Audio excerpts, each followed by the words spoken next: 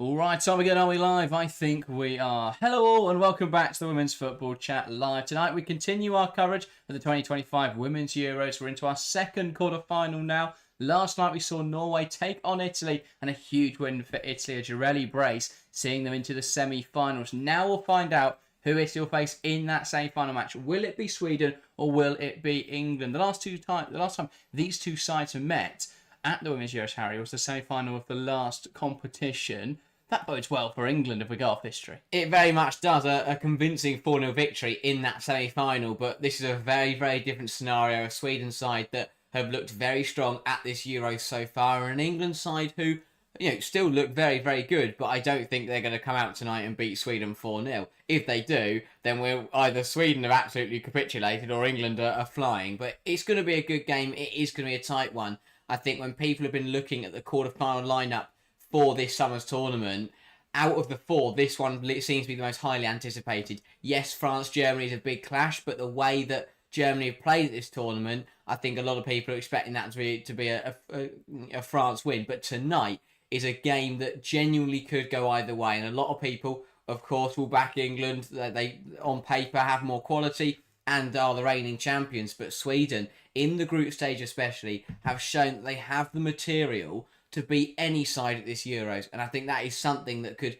really catch England and other sides out this tournament. Is that Sweden have shown that it wasn't just a fluke win against Germany; they absolutely battered them, and that is a warning sign to the rest of the nations at this summer's tournament that Sweden are here to play, they're here to compete, and tonight they will fully back themselves. I thought what Aslani said pre-match was absolutely brilliant. How saying a lot of respect for England and obviously Sweden know how good they are, but fear isn't a word in the Swedish vocabulary.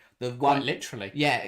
Fear is not one. That's an English word. But the word they look up to and the word that is in their vocabulary is the word courage. And I thought that was brilliant. I really love that mentality. Yeah. And that kind of mentality going into a game like this can win you these kind of matches when it is that close. The side that are going to come out on top will be the ones that are going to give it 110% for 90 minutes. But I think we're in for a cracking match, and I can't wait for it to get started. Yeah, I mentioned the last time these two sides met in the Euros. The last time these two sides met, there's probably a much fairer reflection of how tonight could go. Both the last two meetings, these two sides came up against each other in qualification, was 1-1 and 0-0.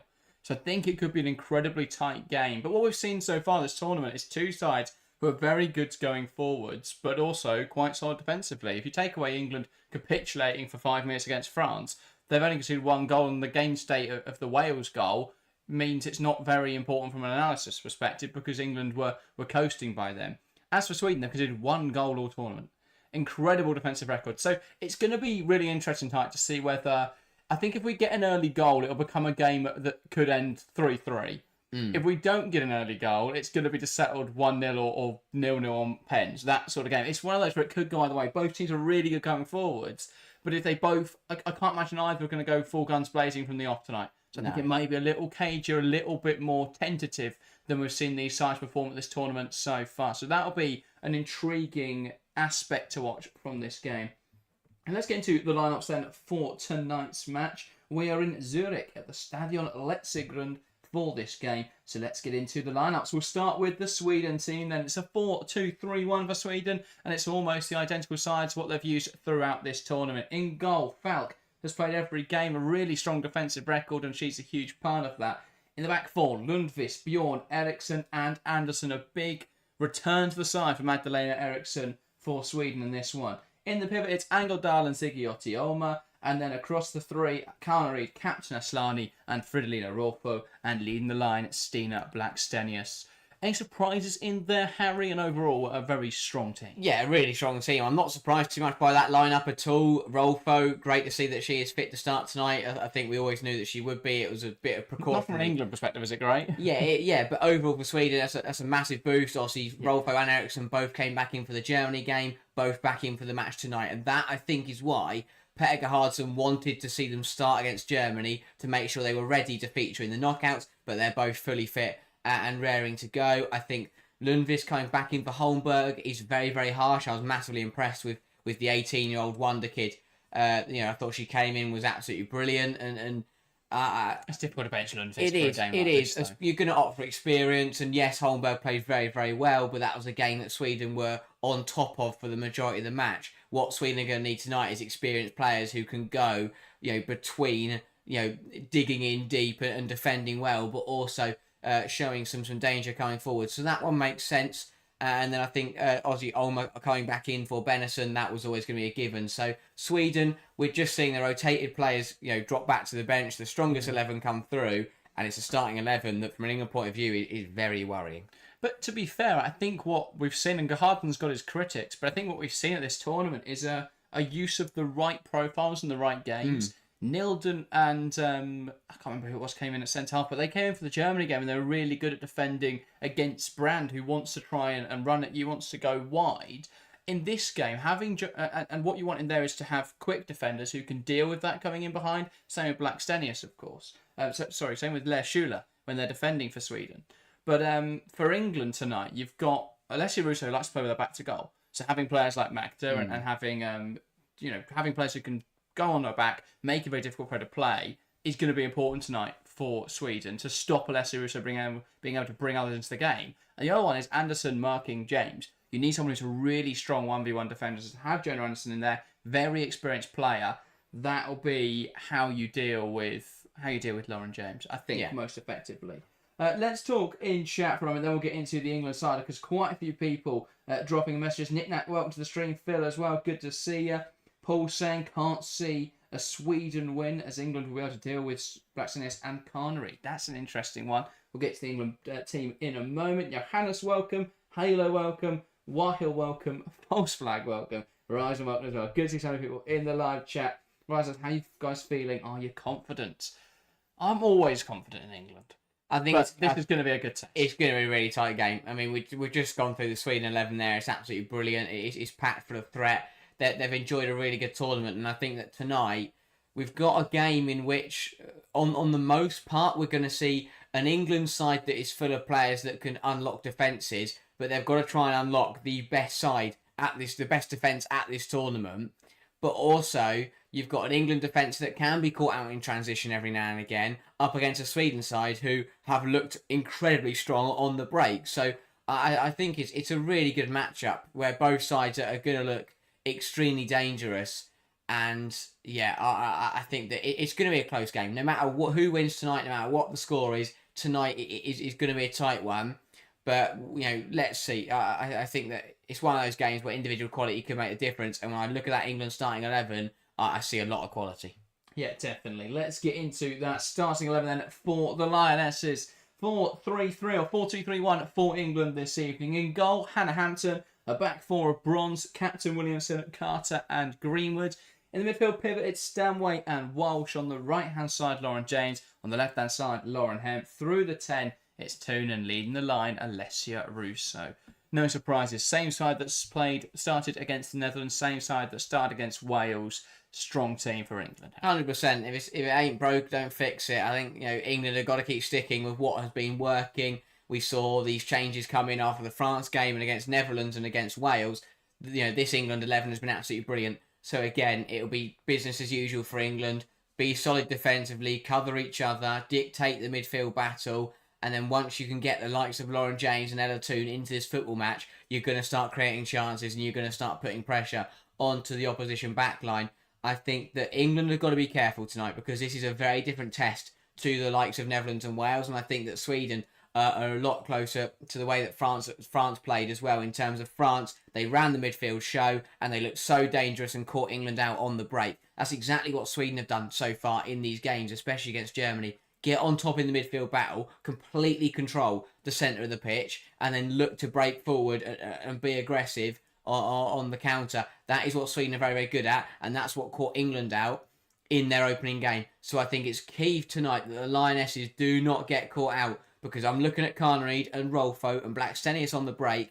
That is a dangerous front three that have already punished the likes of Germany at this tournament. So it is very important that England find that right balance between being defensively solid but letting the creative players roam free and play their own way in the middle of the pitch. Yeah, I will say though, I think England, since changing their shape, will have nullified some of that Sweden pressing threat. I think the same reason that France were able to turn over the ball quite effectively would have been why Sweden would be able to do it. But because of a slight system change in the way that England want to build up, I don't think that should be as prevalent an issue. But Sweden, as you say, still a very good transitional side, still a very good pressing side. So England have got to find ways of combating that. They've got to find ways of playing through the lines without getting caught out by Sweden's high press this evening. So that's going to be a really important aspect of this game. With that said, let's get into predictions, because players taking to the field in this winner-takes-it-all game, it's going to be an important knockout quarter-final match. Let's get into predictions. Harry's finally clocked onto the joke there. If you're watching along to the stream, get involved in the live chat, give us your score prediction, and we'll start here in the studio. And we'll start with yourself, Harry. What is your prediction as Sweden take on England? I think, it's a really difficult one. I should have been thinking about it rather than laughing at your terrible joke. I'm going to go for England. I think they'll just edge it, and again, individual quality will reign supreme. I will go Sweden 1, England 2. I think that England will take the lead through Alessia Russo. Sweden will then equalise through Fidelina Rolfo. It's going to be a very close game, a very tense game. But I will say Chloe Kelly off the bench, and we'll get to see the click celebration once again from the Lionesses. But I just think England will edge this one out, but it's going to be a tight one, and I think there's a good chance that Sweden could come away with something tonight. One of those games. It's going to go right down to the wire. Fair enough. I think England will win. I know. Shock horror. I'm going to say England 2, Sweden. I think it is going to be a tight game, but I think it'll be 1-0 for most of for a fair chunk of football, and then when Sweden push aggressively at the end, perhaps throw another striker, England will then be able to counter. It'll be like a 95th minute goal when Sweden send their goalkeeper up for a corner, and then England just clear it away. So I'll say 2-0. I think it will be a goal from Lauren James, the decisive one, and then I think we'll get a consolation at the end with Aggie Beaver-Jones breaking away and tucking home a goal to see it out, a 2-0 victory. I think it's going to be a really tough one. I think Sweden are going to give England a really good game here, and it's, as you say, it's one that could go either way, but I think when it comes down to that quality on the field and the decisions from the sideline, I just think England edge it in both of those disciplines, but it's going to be a really tight one. Yeah, 100%. I think squad depth as well, though Sweden have got some very decent players on that bench. I looked at the England substitution. I think the impact there, if it is a tight game, if it does go beyond the 90, then England have got a plethora of options to call upon. And they may need them, but as you say, it is down to who will turn up, because if Lauren James is on her game and Ella Toon and Russo is clinical, then England will win this match simply because those players will provide goals from absolutely nothing, even if England don't create. But they could have stopped that after Lauren James. If Lauren James is on her game today, it doesn't matter what Sweden try and do. Really. 100%. It's going to be a game that comes down to clinicality. If you get an opportunity in this match, in this kind of close quarter-final, you have to take it. And again, I think Blackstenius and Carnereid have looked pretty decent in the last couple of games, but the biggest criticism of Sweden would be that in the clinicality. And if they don't take their chances tonight, England will punish them. And on the other account, England have been deadly in front of goal. The likes of Russo, the likes of Lauren James, scoring goals from very low XG chances, from chances that aren't even classified as big chances. So tonight will come down to clinicality. If you create an opportunity, you've got to take it. And I just think there's more chance that England are going to be more clinical than Sweden will be. But prepared to be surprised. I do think that, I'm not saying Sweden are bad in front of goal. I just think you look at the tournament, even when they beat Germany, they had 7 big chances and only scored 2 or 3 of them. That's still 4 or 5 big chances missed there. And if they only get 4 this evening, if they get 4, that's a lot of chances to be fair. But if they get 4 and miss them all, then that's going to cost them massively. Yeah. So they have to be clinical tonight in Sweden if they want to take the game to Italy, to England. If they want to beat England, to go play Italy. Yeah, well done, well saved. Most people refusing to give a prediction in chat. Paul says it will go down to penalties. Lissa, welcome to the stream, hoping for Stina Blackstenius to be offside. First time she's ever wished for that. Fair enough. Also says it's going to be a tough game. So yeah, not a lot of predictions. Most people refusing to give predictions at the England game, which I think is understandable. Yeah. Mario with "Come on Sweden," so that's a ban. No, I'm only joking. Only joking. If you're supporting Sweden, get involved in the live chat. The poll at the moment, 51% England, 37% Sweden. That's a lot tighter than any other England poll I've ever seen on this channel. So you know it's going to be tight one. when even England fans realise it's going to be a close game. Yeah. Because usually for England, it's just blind faith. We're the best side in the world, and Beth Mead's going to lead us to glory. But I think a lot of fans are realising how difficult tonight will be.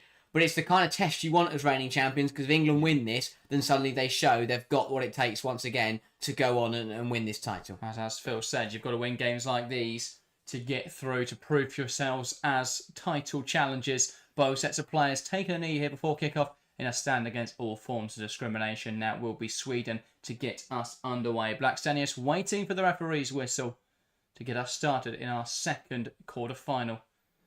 The first one had a lot of action. Can this one deliver the same? Sweden get us underway. It's Sweden versus England. 90 minutes of action. Could go beyond the 90, of course, this evening in this knockout game. England and Sweden both their first taste of knockout action at this tournament so far. Can they do it when it's decisive, when it matters? That will be the big question. Carter, risky pass, almost cut out by Carnered, and that's out of play. I'm not sure what Carter's annoyed about there. It was a poor pass and Sweden throwing hard at the pitch. Yeah, she feels like it came off Carnered there and should be an England ball, but a risky one already.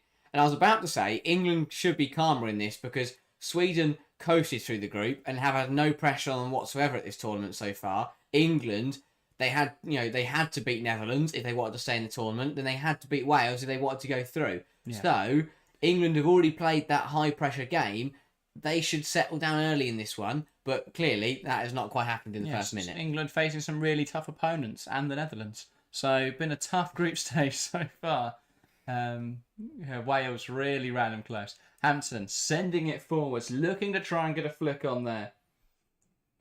Bronze, high at the field, can't quite get the touch to Russo. Sweden now will move the ball around. Bjorn to the left-hand side. Here's Rolfo. Tries to play it in behind. And that will run out of play for an England goal kick. Such a vital tool that England have, such a great weapon, is a goalkeeper with the distribution of Hannah Hampton, but also a striker with the hold-up play of Russo is such a deadly combination. Yeah, Carter gets caught in possession again. Walsh tries to bail her out. Falls here kindly for Fridlin or Rolfo to Asllani. Chance for Sweden. Goal for Sweden. Sloppy playing out from the back for England. Carter, a terrible pass into midfield. Walsh almost bails her out. Gives it away though. And Sweden capitalise on such sloppy play from the Lionesses. Sweden 1, England 0. Not even 90 seconds on the clock. We knew we knew Sweden's high press was going to be a deadly thing, and it works wonders again. Brilliant stuff, brilliant aggressive play from Sweden, but it's exactly what they knew they were going to do. And Jess Carter has absolutely crumbled under it, and a brilliant finish from Asllani. Exactly the player you want in that situation. And I said tonight, if Sweden were clinical, they could really hurt England, and that's exactly what they've done. What a finish that is from Asllani. Couldn't have put it further in the corner if she'd tried. And a brilliant start to this game for Sweden. But England, they knew Sweden were going to press high, and Jess Carter she'd already given the ball away twice. Massive warning signs already, and that is a really poor mistake. And I mean, Walsh in that situation, if the pass is poor, you've just got to put your foot through it rather than try and play out. It's a difficult one because she only just manages to get to the football, and then suddenly she's being pressed aggressively. So I don't put too much blame on her. I think she could do better, but that one very cheap there. Angeldal gets away with that. Got caught in possession by Georgia Stanway.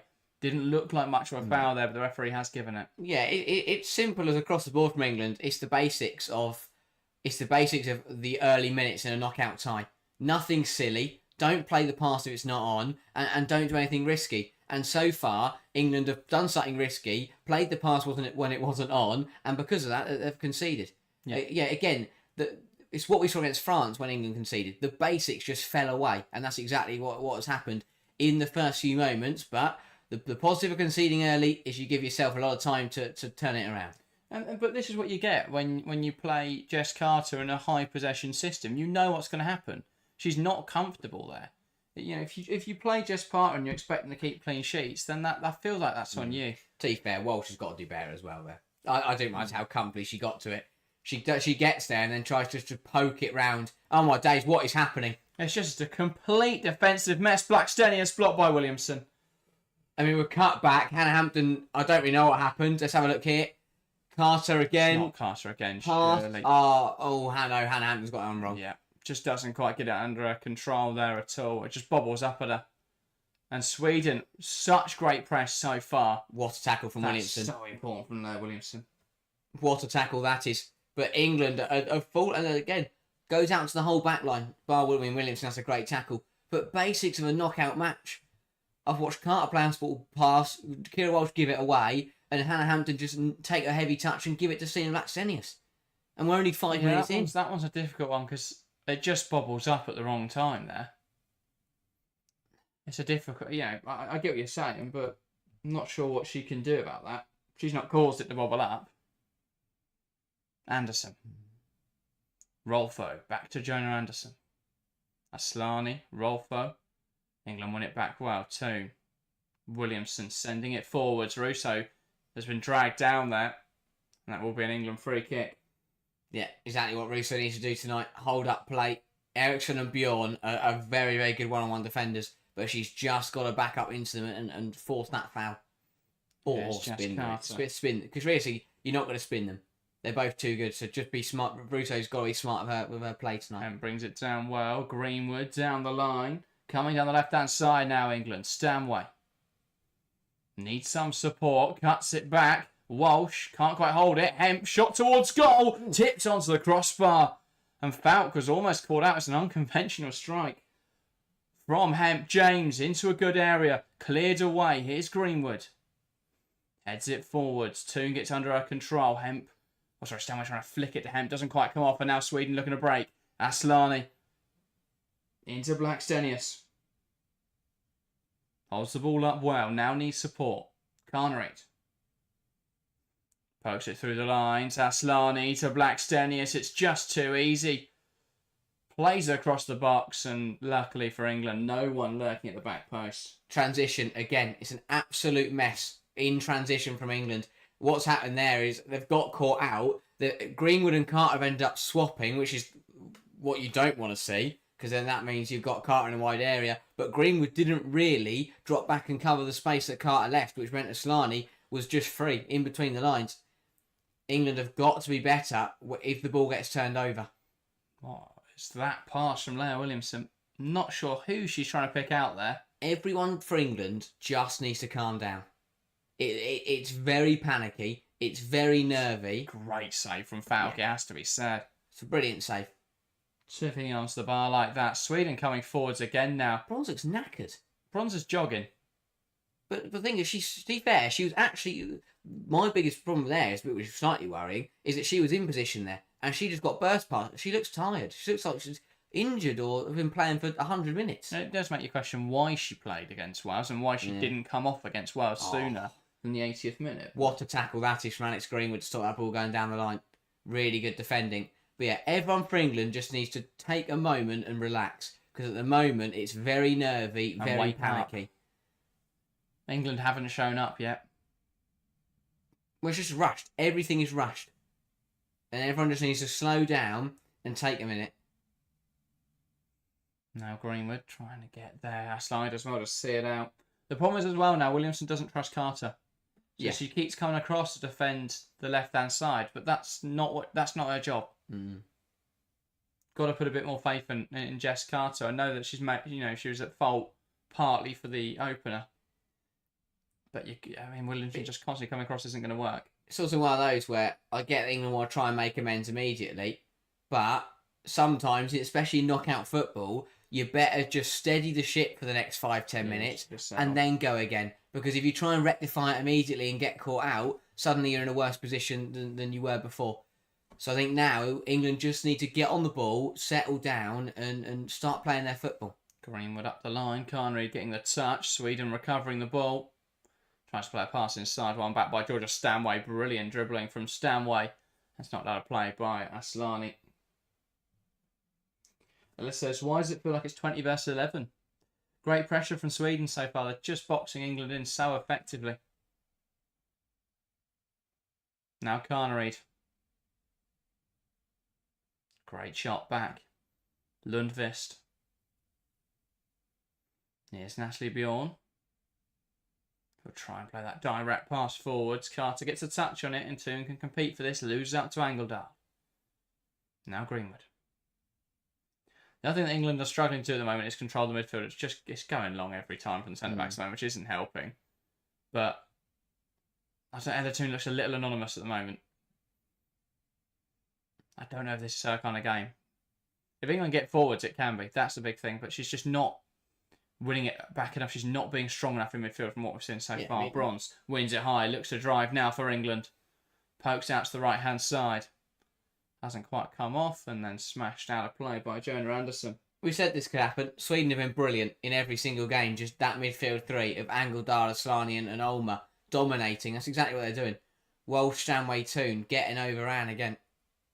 It just neat because what Kira Walsh can't get a foot on the ball, and then that means that Stanway and Toon just can't get involved because they're not getting the ball.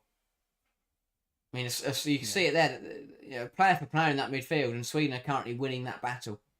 Lovely flick on from James, looking for Russo, battling away, and that will be an England throw. And England can move the ball up the line now.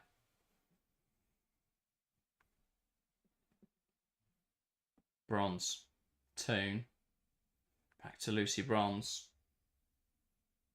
Sweden have definitely set up to play without the ball this evening. And then look to spring forwards, and England just cannot deal with it at the moment. But also they've got their goal now. What England have done is they've given Sweden something to defend. And that is over eager from Georgia Stanway. That will be a Sweden free kick. And again, that is playing in Sweden's hands. Well, that's what happens when, as a midfielder, if you're struggling, if you're losing the physical battle for the first 10 minutes of this tie, you then try too hard to then get one over the opposition, and you end up giving away a free kick. Yeah. Exactly. Yeah, you can't afford to give sides like Sweden something to defend because they will put up a very good... They've conceded 1 goal this tournament. England have to score at least 1 now. That is a very difficult position to be in, even for the reigning European champions. But a long way to go. Plenty of time to fix it. And again, we haven't seen any moments of madness in the last 5 minutes. It's exactly what England needed to do. Just settled down, but England have got to start to get a foot on the ball now. Yeah, exactly. Find a way to play through this Sweden press. I mean, this confused. I mean, Hampton's going to go long here. But England keep going long. Same frustration up in Norway last night. They're not trying to play football anymore. Because Sweden have pressed well, England aren't trying to play through it. But all you're going to do is because everyone runs forward, Sweden just drop back and then wait to receive the ball. And as good as Alessia Russo may be, she's not going to hold the ball up against Magdalena Eriksson or Natalie Bjorn with any sort of consistency. I mean, we've seen this season every time Bjorn's played Russo. Russo's had a very quiet game. But even still, Russo's not going to win it every time. So yeah, it'll be great if it comes off 4 out of 10 times. That's going to work, and you've got to come forwards. But for the other 6, Sweden are going to turn the ball over and they're going to come at you again. Well, it's like we saw with Ada Hegerberg last night. She lost 9 duels. Yeah. Which, that's mental. Players shouldn't even have 9 duels to compete in a match. How did she lose that? Yeah. But that was the problem. They just did one thing all evening. England are resorting to that now because they're panicking. Lundqvist, that's a great tackle from Hemp. England can play now. Don't know, that's such a late call from the ref. I mean, the tackle happened 3 days ago. It came on the appeal of the Sweden defenders, who switched off. They stopped playing because they thought it should have been a tackle. It shouldn't have been. Hemp gets the ball. Nothing wrong with that challenge. The Sweden players stop playing and complain. The ref then gives it. I mean, there is late, and then there is late. Because England have played 3 passes. Yeah. Sorry, that made it sound like you thought the challenge was late. I was about to say, what happened to you say? They haven't got the ball, but England played at least Lauren 2 passes in there. Carries the ball forwards nicely. Does so well to wriggle out of no space there. Walsh into Bronze. It's just going to stick it in the box. Punched away by Falk. And that is going to be deemed a free kick there, or a foul on the Sweden goalkeeper. Yeah, Hemp's just thrown into it. Nothing in it. Hemp's just both gone for the ball. Falk's got there first. Why are we swinging into the box there? Yeah, punt and run. What aerial challenge are we going to win against Sweden this evening? Mm. Honestly, You know, Lauren James, sorry, just wriggled out of a tight area with 3 Sweden players around her, laid it out to Lucy Bronze, who has then responded by turning it into a free kick, really. She stopped the ball, took a run up, and just smashed it into the penalty area. Yeah. Got to be more sensible with that. No. You know, if it's the 90th minute, sure, stick it in the mixer. We'll see what sort of gamble we get, whether it's going to be our night or not. But that in this moment of the game doesn't make any sense to me. Oh, brilliant from Lauren Hemp again. From Lauren Hemp. Russo now will look to put Bjorn under it. She's forcing her back into her own corner here, Alessia Russo. And that will be a Sweden throw, much to Russo's frustration. I have to say, I thought that came off Natalie Bjorn. Mm. But again, what we're seeing is the England front... Yeah, it did come off Bjorn. How on earth that is, I have no idea. But what we're seeing, again, very similar to the France game, is that when the front four get on the ball, they've looked pretty good. Hemp, Russo, James, think they look up for it. But then the problem is England aren't getting them on the ball enough because they can't. They've got to find a way to get the front four more involved because when they have been involved in this first 15 minutes, they've looked pretty sharp. Yeah, Marta Huerta, referee tonight. Just a few little ones there that have not gone England's way. I was just checking. I thought it might be Elaine Demetrescu in disguise. No. Carter. Sending it up the line. Looks for the flick on there from Hemp, who finds it to Greenwood. Tries to put the ball into the box. That's a great block from Lundqvist. And that's deemed a Sweden throw. I mean, Greenwood's incredibly shocked by that one. Because there is just no justification for how that could possibly be a Sweden throw. Here comes Carnereid. Carter tries to deal with it. Can't. Carnereid will get there. Carter defends in slow motion. Honestly. Well, that whole chance annoys me because England... Here comes Carnereid. Ball across the box. Rolfo can't quite strike it. Now Aslani. Anderson. Blocked well by James. England out of shape there because it should have been their throw. Yeah, I'm glad I didn't come to anything. That's exactly what I was going to say. Greenwood, there was spacing behind Greenwood because she went and got the ball thinking it was her throw, and then once she got there, she had to give it to the Sweden player who just threw it over her head. Yeah. It's just a few calls now which I don't quite understand. I mean, the linesman shouldn't be making that decision because how can she see that from where she is? But even so, how is she seeing what she's seen? Yeah. Like... Common sense surely prevails. They're little things. No, of course, but I think this has been the problem with the tournament. It's like it's just those little decisions that there's no way. It's not like it's a 50-50, which is fair enough. You know what? Every ref's a bit different, but it's those little ones that I don't understand. Just let Frappard every game. She was brilliant last night. Exactly. She might be a bit tired become the final, but just let Stephanie Frappard do every single game in the groups, and there was 2 games, one in one day. Yeah. She might have found it a bit difficult to get to the other one before kickoff. England throw deep in their own corner. Bronze. Not sure again what we're looking for there. It's just kick and rush at the moment for England. Just need someone to get a foot on the ball. We did that with Lauren James. The only time we played it into her feet tonight, she did something brilliant with it and opened up loads of space. And then Lucy Bronze put up the ball, smashed it in the penalty area, and was shocked when it didn't come to anything. Throwing it short to Toon, who spins, and we've played out of it. I don't know why we're not doing that more tonight. Stanway there does well to win herself a throw-in. Again, get Toon, get James on the ball, and they will make things happen tonight. Rather than just throwing it 15 yards up the line and letting Magdalena Eriksson head it up the pitch. Greenwood. Rousseau, nice touch. Into Hemp, back to Greenwood. I'm glad she hasn't just lumped that forward. So I saw her gearing up to do it. Carter. I don't know who... I think the problem at the moment is England playing a single pivot. And I know that worked against Netherlands and Wales, 2 sides that lacked any sort of out-of-possession system. And Lauren James has already seen that out for a corner. But at the moment, what's happening is Welsh is coming short for an option. And what we saw there from Carter was she needs a central pass. Yeah. But there aren't any. So that's why it's going long in moments like that. That one was worked quite well down the right-hand side. But even so, it's just at the moment not quite coming off for it. And it took a weird 2 headers from Lucy Bronze. Aslani is doing exactly what Karchawi did in game week 1. just sitting on Kira Walsh and basically cutting her out of the game. And if you cut Kira Walsh out of the game, England struggle to move the ball. Lauren James over this corner. Makes it short. Hemp. Back to James. After some surprise, James is on this. She wants to come inside. Now Slani there. The one time this whole game that England should have put it in the box from a corner, and they piss about with it in short. Well, exactly. I don't know why Lauren James is on that. We've seen every other corner taken by Greenwood, isn't it? Yeah. That usually takes the corners. I don't know why we've changed that. To take a short corner routine that didn't work at all. Aslani. Now Blackstenius. Rolfo. Angledal. Back to Rolfo. Anderson. And that goes off.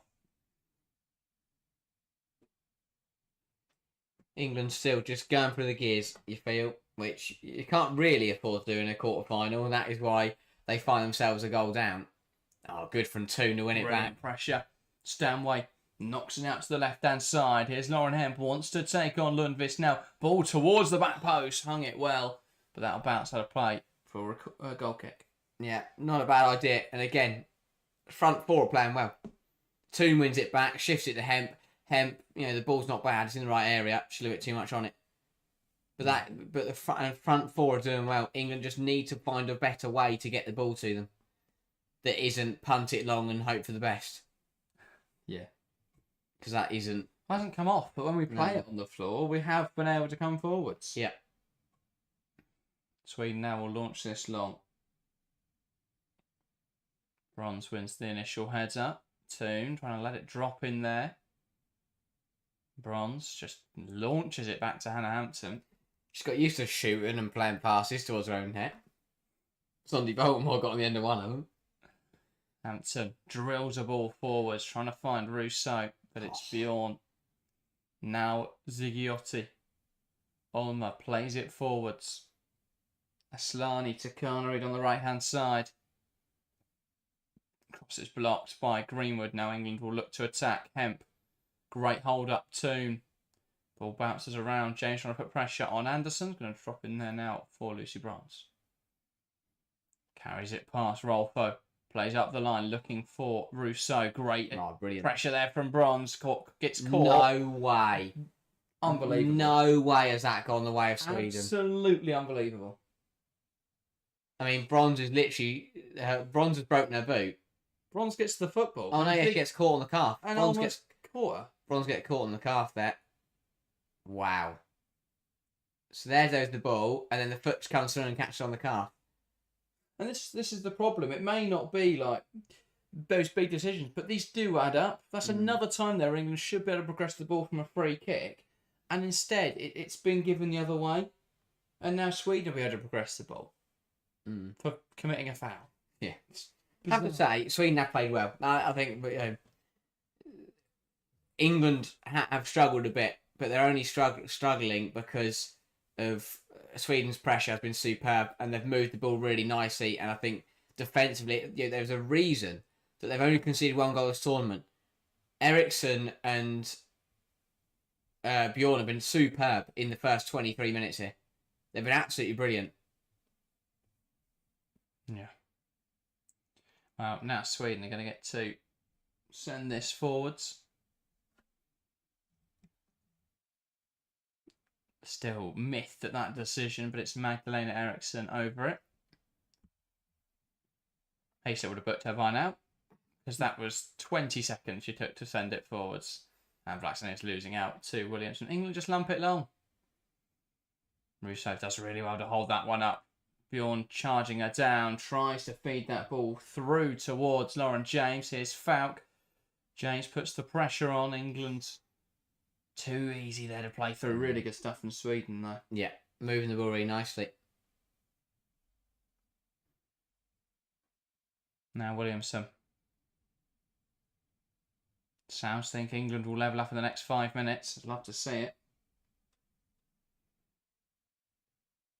Another lumped ball forwards. Looking for the run of Ella too.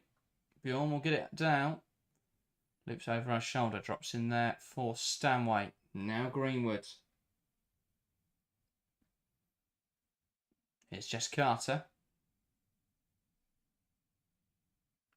Angledal. Philippa Angledal is the difference in this game at the moment. Because what is she doing that Stanway isn't doing is that when Sweden have the ball, Angledal is dropping in to be another option with Ulmer. But when they're pressing, she gets right back up the pitch. Stanway, poor pass, trying to find Hemp.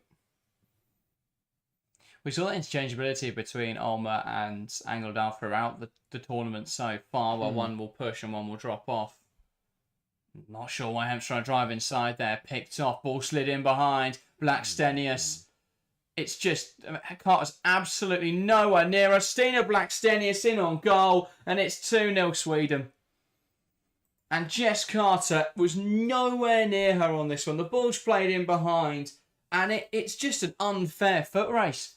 Maybe Hampton's got to come out and make herself bigger there. You've got to feel that she was a little too timid in goal, but it all comes... Hemp overplaying it. Carter running through quicksand. Blackstenius comes towards goal. Hampton's got to do better. Got to come out to that one. Narrow the angle. Make it more difficult for her. And it's Sweden 2, England 0. And England caught out again on the counter. Sweden transition it so quickly. Hampton's got to narrow that angle. Carter's got to be brought up at half-time because she just cannot compete at this level.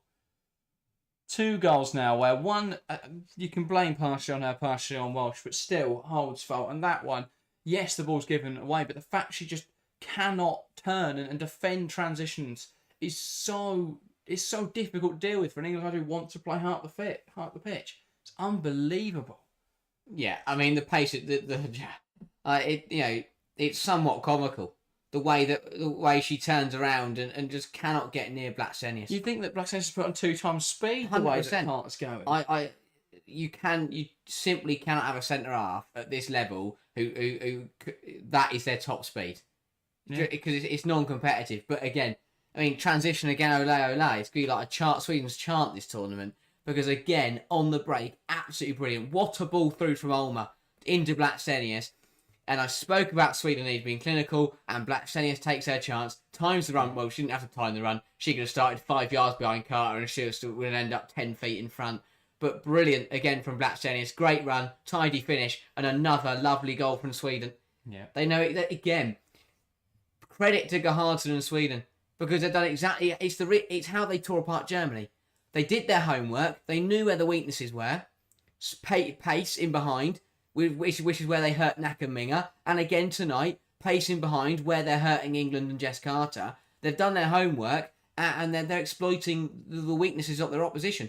Yeah. If England don't make changes, this will be another 4-1. Great pick off there from England. Lauren James into Rousseau. Back to Stanway out to Toon. Toon trying to carry it forwards now. Takes aim. Blocked well by Magdalena Eriksson. That was much better. But again, every pass felt rushed, felt panicked. It just wasn't. Yeah. It's not clicking the same way it has been in the last 2 matches. It feels like France all over again. That's much better from Jess Carter. Wins the ball back cleanly with the tackle. Stanway, Rousseau. Out to the left-hand side now. Here's Hemp. Greenwood's got to overlap there. Just stands there. Greenwood. Back to Carter. But again, it's because she's a centre half. Yeah, but she can still run out wide. The bigger issue is that she doesn't want to push up the line, then they get caught out. But then Hemp shouldn't be inside, but she's only inside because everyone else has gone to the outside the pitch. So it's just so many problems at the moment, just adding up. Toon there, struggling to get on the end of that pass from Bronze. And again, I don't like throwing players under the bus. It's not a nice thing to do, but it's the same players who didn't perform against France, who again are struggling against the better opposition. Jess Carter's had a rough night. Georgia Stanway hasn't touched the football, as far as I'm concerned. And we haven't even seen... Fridolina Rolfo hasn't touched the ball. Fair play to Lucy Bronze, actually. She's one player that really struggled against France, but has done all right tonight. I think she's done right. And that is exactly what I expect to see. Niamh Charles and Esme Morgan both out to warm up. Because that's exactly what England need. Says it all, though, that even when Carter's playing like this, Letizia still won't be given a chance. It'll be Morgan over her. I can't understand that. They've swapped, by the way, Carter and Williamson. Because Carter's not been able to run. So she can't really play as the central centre-back. You know what they're going to do now? Get the ball to Fillion and Rolfo's running at Bronze and Carter. So slow in there from Walsh again. And luckily the pass there forced a bit from Asllani. When England lose midfield battle, they look absolutely lost. Karchaoui and Gayoro and Jean-Francois ran the show for France, and England didn't lay a finger on them. Same tonight. We're playing a 3-1 in the European Championships. It's in terms of the build-up and rest defence structure, a 3-1. In the Euros, I can't understand it. It is so open. There's so much space for Sweden to press and attack, and when they turn the ball over. At the moment, we're instead watching Stanway and Toon sit really high and not touch the football. We're not getting the ball into the wide players. Bronze has not been involved at all this evening, either in an attacking sense. When she has been, she's smashed it into the box. Nothing's coming off for England. And now, all the poor traits from the France game are coming back. Lauren James having to drop in next to Kira Walsh to try and create something. And, Toon is not touching the ball. Hemp's having to tuck in. Stanway is not on the football pitch. Well, exactly. If we're going to push Bronze forwards and James inside, why is Stanway not dropping in to create a 2 in midfield to offer more solidity and to offer more of another option when playing out from the back? The moment Walsh receives the ball with her back to goal, and then she looks around and she's surrounded by Sweden players, so she panics a ball back to centre half and then gets smashed forwards, or she loses it because she's caught in possession. It's so slow at the moment from England. They can't play like this. And again, I know it's a throw on Stanway's side, but Toon there was at least 10 yards deeper than Georgia Stanway was, which is not what England want. Because we've seen Toon is, you don't want her playing that deep. You want her heart of the pitch, creating chances. What a ball into that Hemp is. now, breaking towards goal. That should be an England corner, and it is. Better. Again, England get the ball down. Move it quickly. Great ball from Greenwood. Hemp does well to burst away. And again, Lauren Hemp is another player who's had a good game tonight. And that's the thing. It's really... The problem for England now is that there have been positives. Again, I've said it a couple of times, but the front four are playing well. And when they come forwards, they're looking pretty sharp. But you've put yourselves 2-0 down in a European Championships quarter-final. That is difficult to come back for any side. Yeah. This is where England prove that they aren't just any side. Lauren Hemp over the corner. Ball into the box. It's going to drop in there. Here's Jess Carter. And she's just launched it out of play. I'm out of words to describe this England performance. I mean, Lloyd went to the strangest. England looks like an old team. We can't even make that excuse tonight. Sweden are the oldest team, or oldest squad at this tournament. Average age of like 39 or something like that. Not 39, sorry, 20, 29. 39 would be mental. They're all 40-year-olds bossing the pitch. The average age of 29, and yet I think England's is something like 27, and yet we're looking like a side that are 20 years older than the opposition. So it doesn't come down too much to age. It's I guess obviously players age differently, and the fact that Asllani is 38 and still runs like she does, and Carter's not even, I don't even think she's 30 yet and runs like she does. That's just different people. But yeah, gotta be better from England. Here's Lauren James. Ball into the box. Hemp tries to flick it on for Roos. So well dealt with. Back to Falk. Sweden can play again.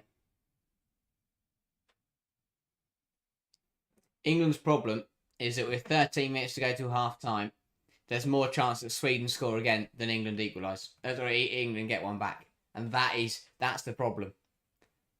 So the warning signs have been there. Yeah. Look what Sweden did to Germany, a side who wanted to get on the ball, wanted to play possessive football, possession-based football, and Sweden absolutely smashed them out of the park. So England have turned up, tried to do exactly the same thing, and now seem to be surprised when they're getting played off the park. Greenwood to Toon. Tries to come inside. Stanway trying to go back to Toon. It's just a miss-hit pass again. Blackstenius under pressure, being forced backwards. Can't read. Launches one long. Again, that will go in behind. Blackstenius Bronze does so well to get in between her and the ball. That's Rolfo, sorry. Really good defending from Lucy Bronze. Sees it back to Hampton, who clears it away. I'd say Hannah Hampton hasn't had a good game. No. Both goals, she could have done a lot better, I feel. Yeah. especially the Blackstenius one. Just close her down a little bit, put her under pressure. Made that way too easy. And we know Blackstenius, brilliant player, can make those runs in behind, but if you make that shot difficult for her, there's a good chance she's not going to finish it off.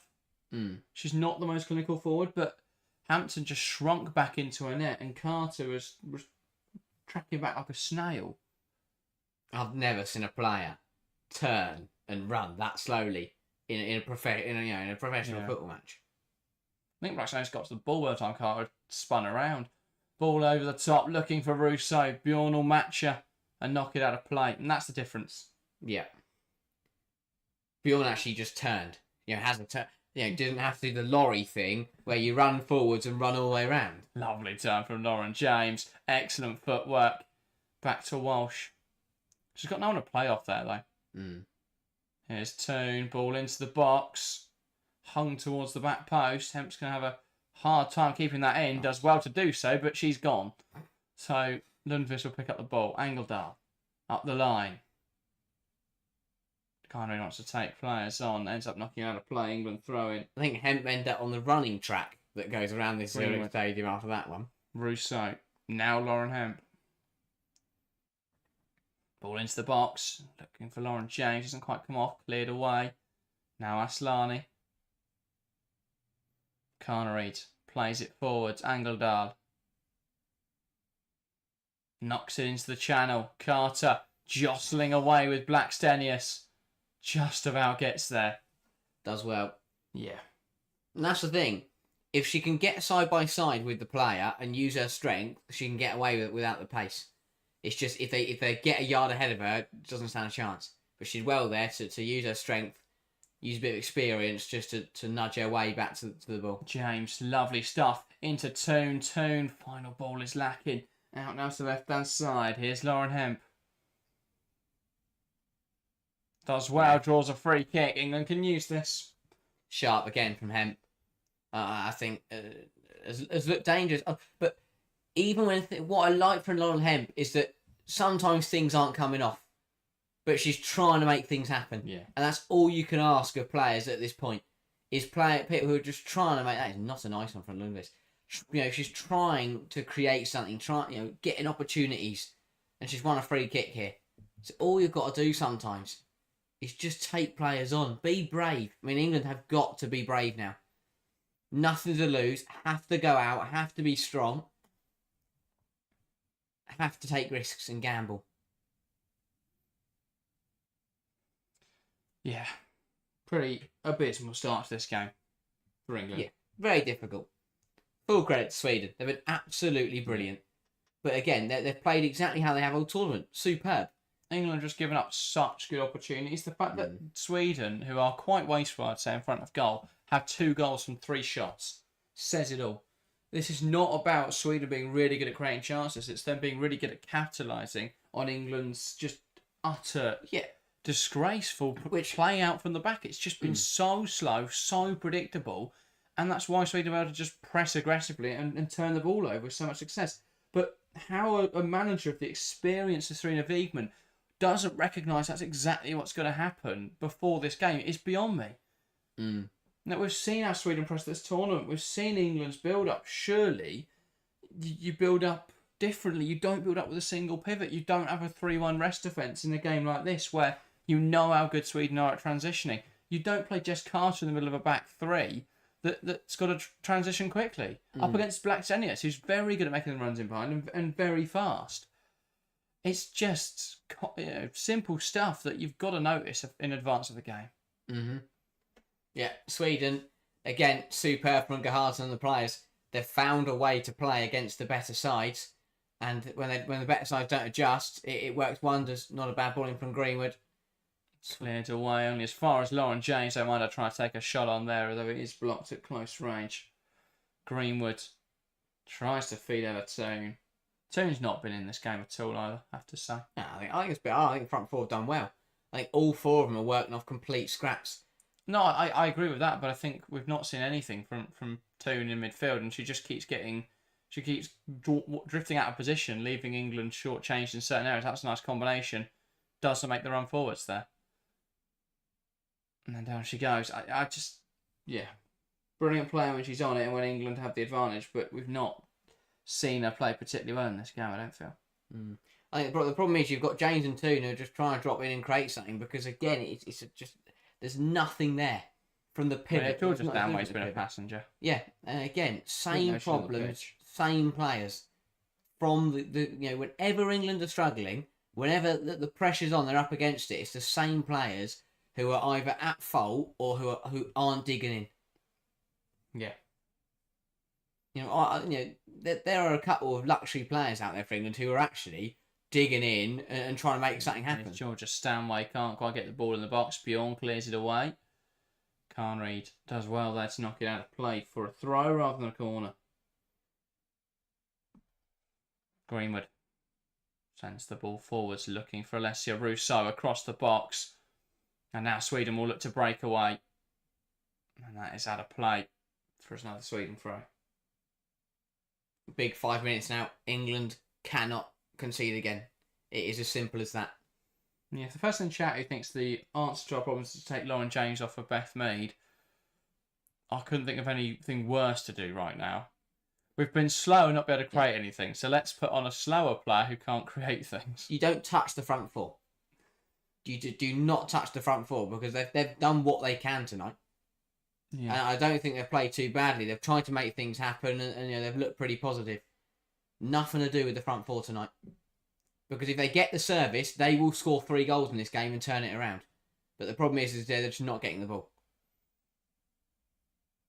Here comes Sweden, not able to hit that pass well. Nick says James been invisible.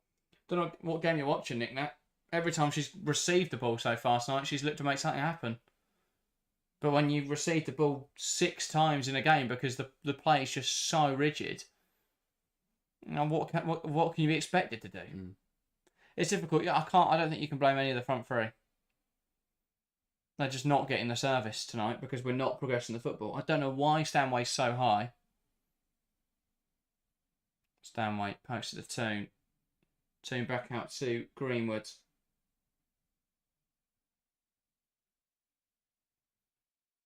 Williamson wants to switch the play. Drills a pass across. Got to go wider. Looking for Bronze, really. She's holding the width well there. Just not enough on it. Lumped forwards by Magdalena Eriksson. Stanway shouldn't be in line with Toon there. Shouldn't be that high. That is, again, it's hard to blame her or because if that is a tactical instruction for her to be that high, that is a massive oversight from Vegan because you will not get away with that in these kind of games, and England aren't. If that is Stanway getting caught too high, then that is really sloppy. That's a foul, you'd feel, from Ulmer kicking James, but again, she'll get away with it. It's nothing, is what it should be. It was a 50-50. Both players went for the ball and neither of them kicked the football. They both kicked each other. No, just as Walsh has been tragic, Stanway's been tragic, Carter's been tragic. I feel that's harsh on Walsh. I know she made a mistake leading to the goal, but where is she supposed to play the ball? She's playing as a single pivot player against a high-pressing team. I don't know what we expected to happen.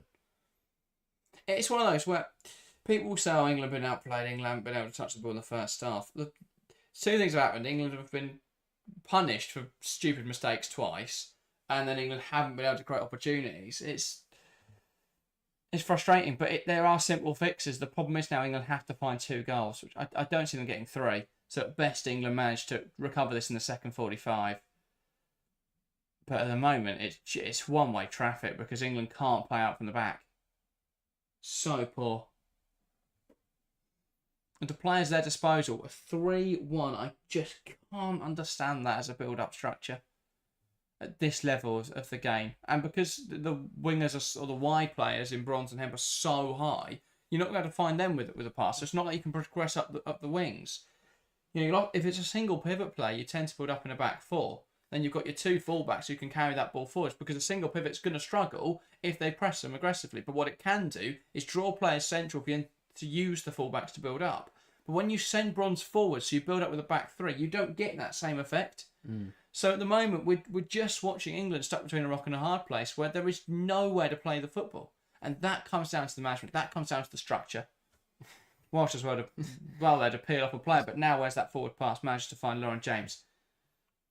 But again, then where's the next option? It just isn't there.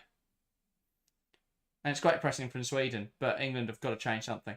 Great pass from James through the lines into Russo. At the moment, that's what it's going to take. James having to drop deep because she's the only player on the pitch for England that can create that sort of pass. It doesn't come to anything because there's no one else anywhere near Russo. Great pressure from Hemp. Winning the ball back out the pitch. Puts a cross into an empty box. Decision making again from England. Not sure why we'd cross that ball when there's no one in there. Not sure why there's no one in there. It's one of those games at the moment. Yeah, as you say, it's so difficult because Russo has to go in there, has to come short to link up with Hemp so that Hemp has someone to play with. Then it means that no one's in the middle. But if Russo stays in the middle there, then Hemp's got no one to play with, and she wouldn't have got into the crossing position. But then if Stanway and Toon are so high, where are they in that? They're not in the box, and they're not out wide making options. So where are they just standing, not being involved in this game? Minute of additional time. That's the shortest additional time we've seen on tournament. But yeah, England have just passed the ball around, so it's not really been a stoppage. Greenwood, Hemp. Back to Greenwood. Now into Toon. They would have found a pass forwards. The ref just taken out Georgia Stanway. And now Sweden are breaking away.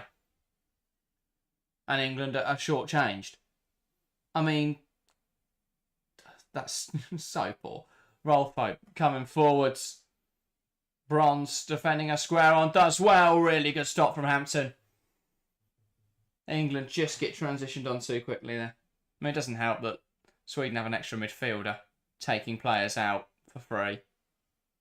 That doesn't help. It's a really good stop from Hampton. But I mean, I'm looking at it, and I think it was Hemp recovering, overtook Stanway, Toon, Walsh, and Greenwood running back.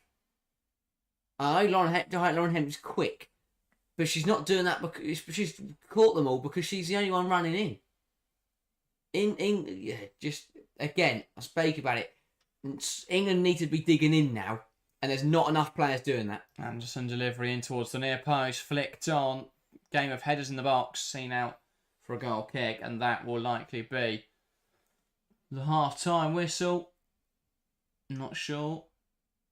There will be a goal kick. No, there's the half-time whistle. Sweden 2, England 0. The reigning champions, 45 minutes from being eliminated. A very poor first half from individuals and in terms of the tactics. We're going to discuss that in the next 15 minutes. Get your thoughts in the live chat now. We'll be talking to you guys in chat and we'll be talking on the stream what we had thought of that first 45 minutes. But at the break, Sweden goals from Aslani and Blackstone see them lead 2-0 at half-time. Really good half from Sweden. Absolutely brilliant. Exactly how Gerhardsson wants to play. Exactly how they knew they could hurt England. And it has worked wonders so far.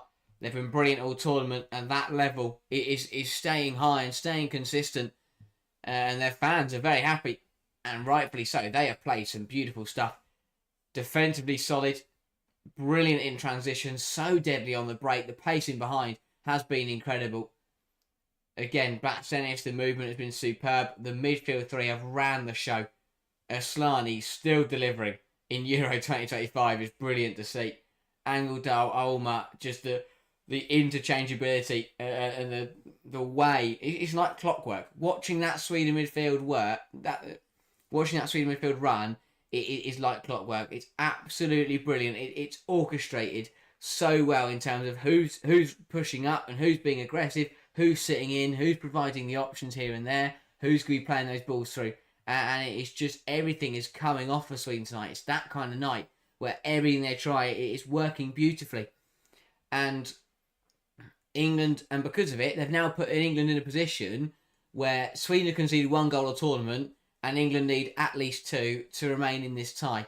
It's brilliance from Gerhardsson because he's done his homework and he knows how to hurt England, and it's brilliance from his players because they've executed it perfectly in that first half.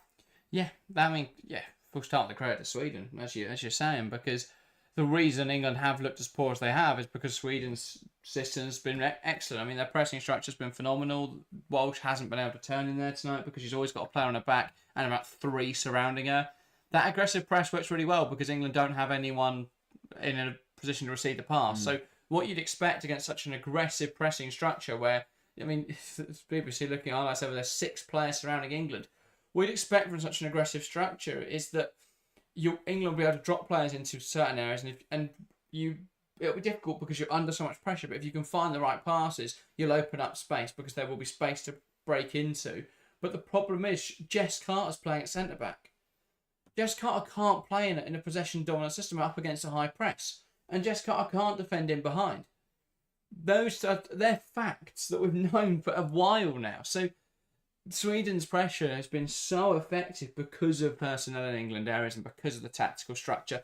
You may be sick to death of hearing me say 3-1, but why are we playing a build-up structure and rest defence that is so open? It's the sort of thing that you might expect to see in the domestic league of Portugal, because in no other league does it work. You need to be so dominant over another side to be able to play a system like that, and that's not what England are like. So yeah, that's fine against Wales, and Wales are sat in a mid-block, but up against a side that wants to press you aggressively, to build up in a 3-1 with Walsh isolated in there, it's no surprise that England are going the way they are. So the problem with build-up is you've either got to bring in a left-back who's going to go a little higher, bring in a left-back who's going to go higher and bring Bronze a little bit deeper, and then build up with a single pivot, because you can progress through wide areas or through Walsh. You've got options there. It's not just 3 centre-backs, 1 defensive midfielder, and then wondering why you can't play out from the back.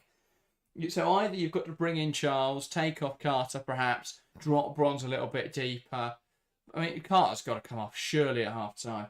Just such a woeful first half. Clearly a player who can't cut it at this standard. We saw that in the opening game against France when she was running through quicksand. The goal for Sweden when they transitioned with Lionesses, honestly, it looked like they put Carter in half speed.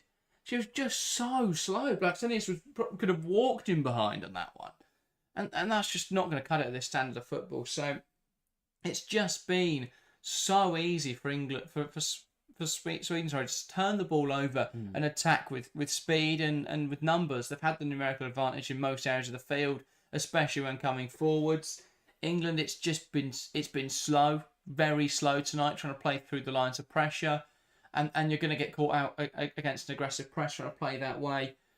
You've got to drop either got to drop another midfielder in there, so you've got building up with a midfield pivot, or you've got to bring a wing back in there, because at the moment, the way Sweden are pressing, England aren't going to play a pass through them at the moment.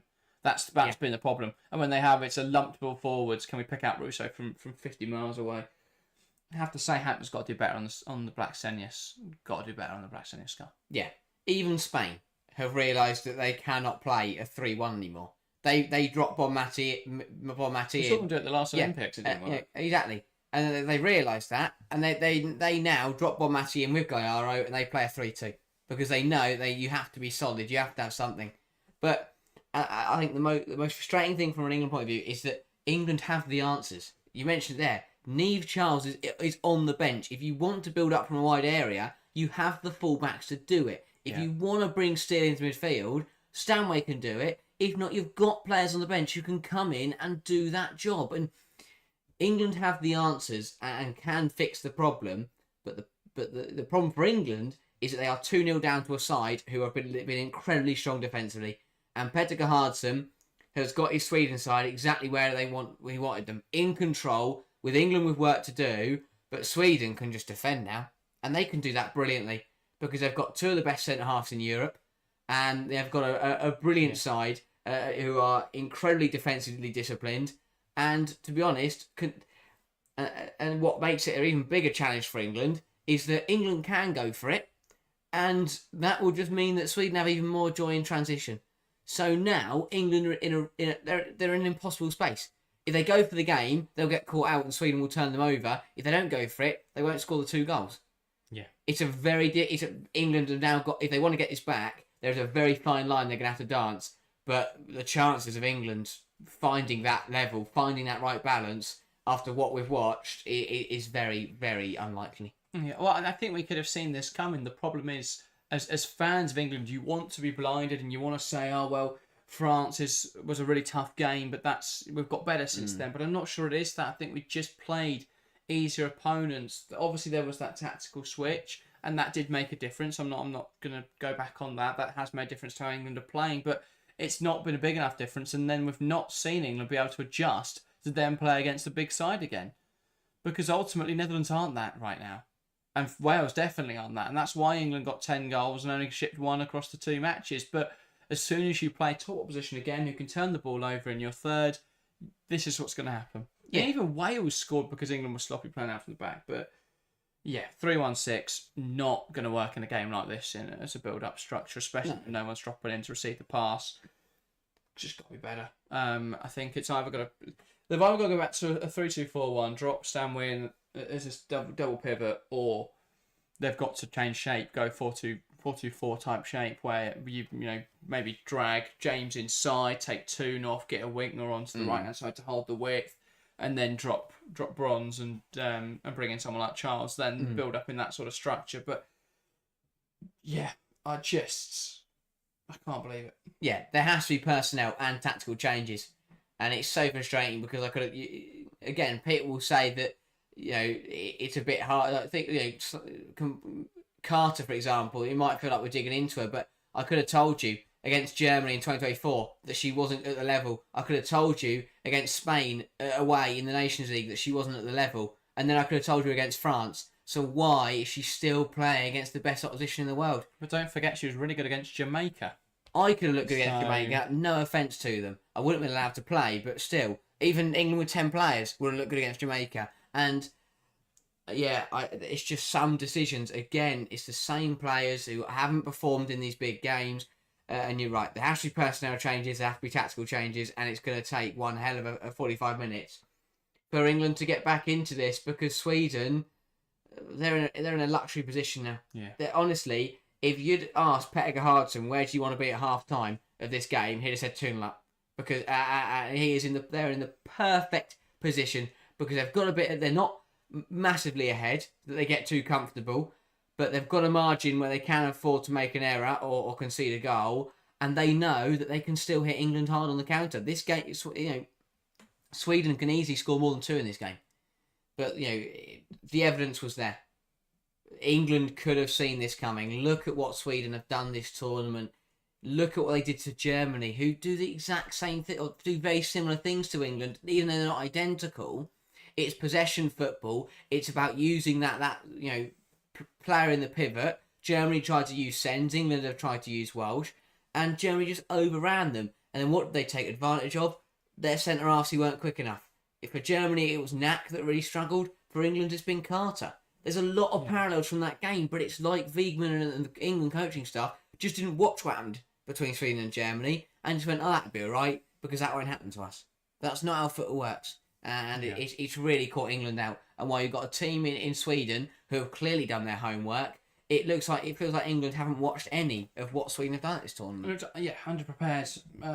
It's been a theme of. I know obviously Wiegman's quite stubborn in how she likes to play, but you've got to make changes. You've got to make things happen. You've got to realise what's going to happen ahead of time. Shadow says, I think Sweden will probably throw Agumang on at some point for a front 2.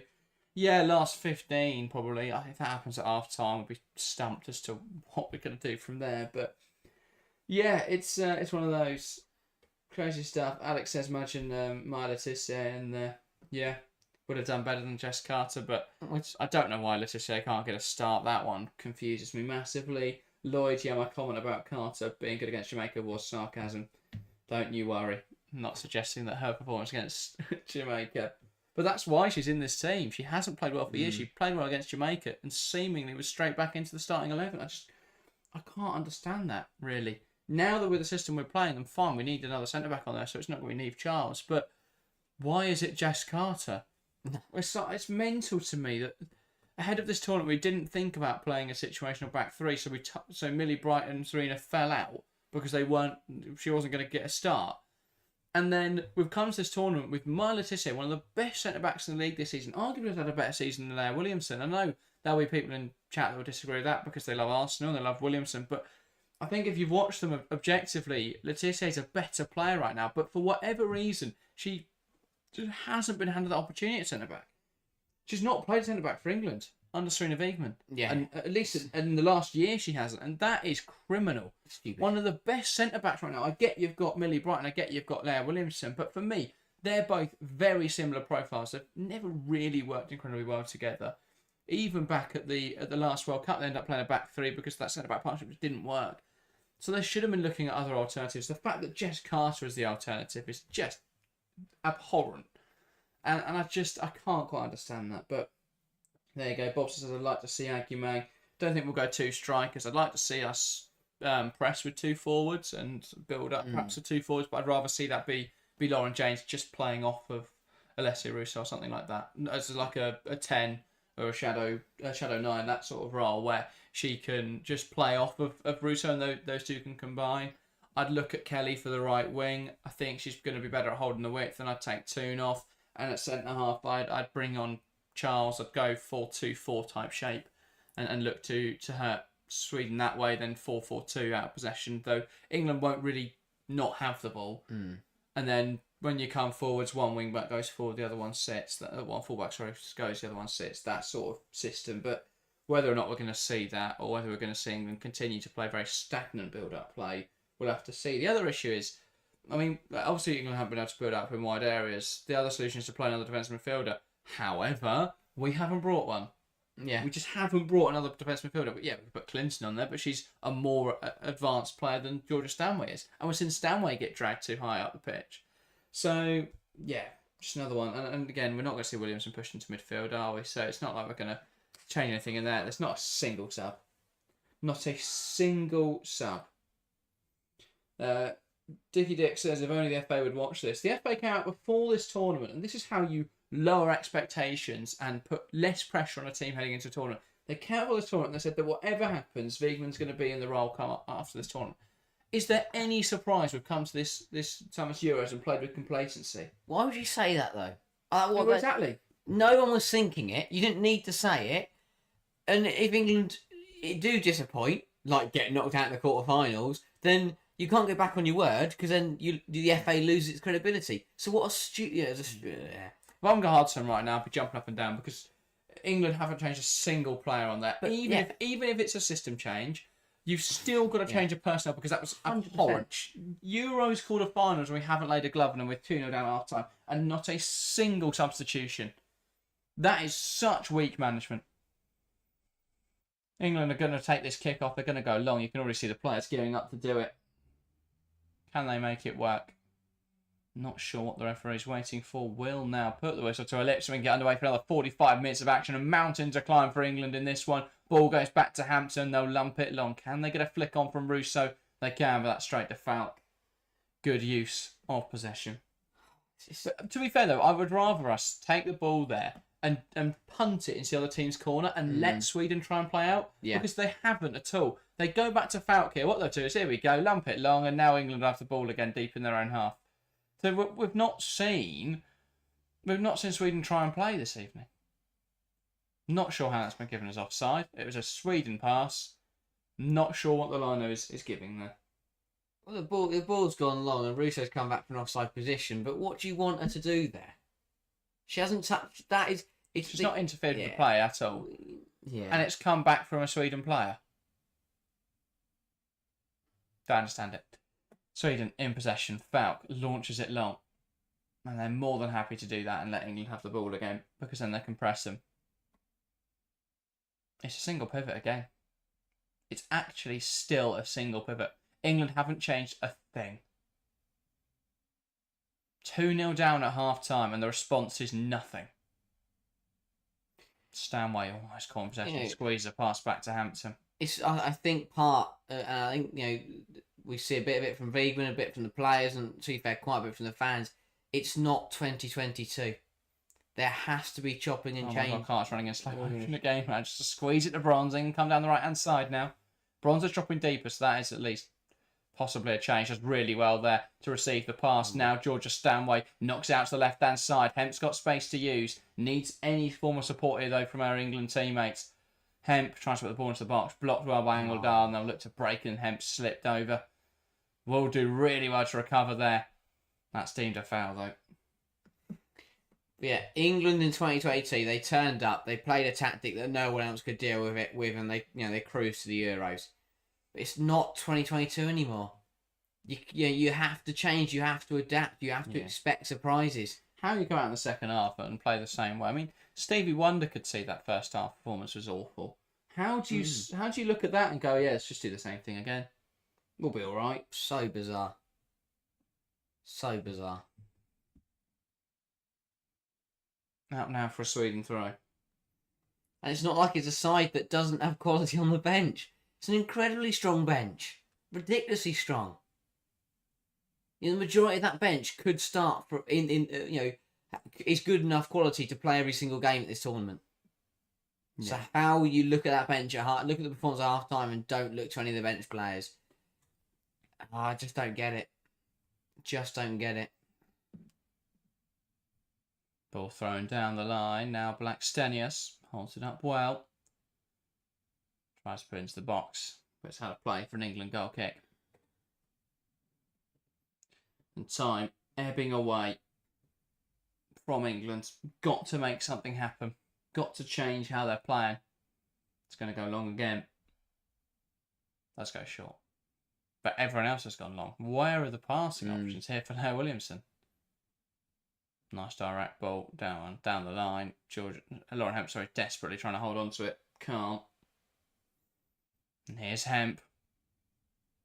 Feeds it through. I think Toon went too early. Looks to finish it off. Big save anyway from Falk. And the flag goes up. Yeah. So I think Toon missed. Toon just about. Offside and doesn't do enough with the finish, you feel. No. Probably could have cut it back. But better for, it's a move forwards. It was something. I mean, I'm not quite sure. Yeah. It's something positive. Got to be positive. It was a move forwards. Belsky says, just back any subs. No. So, go figure. 2-0 down at half time.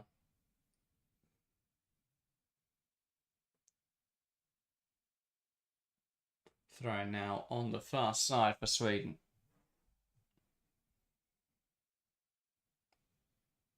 Just done well there to make up a good few yards there. Lundqvist, header out of play from Greenwoods. Another Sweden throw in.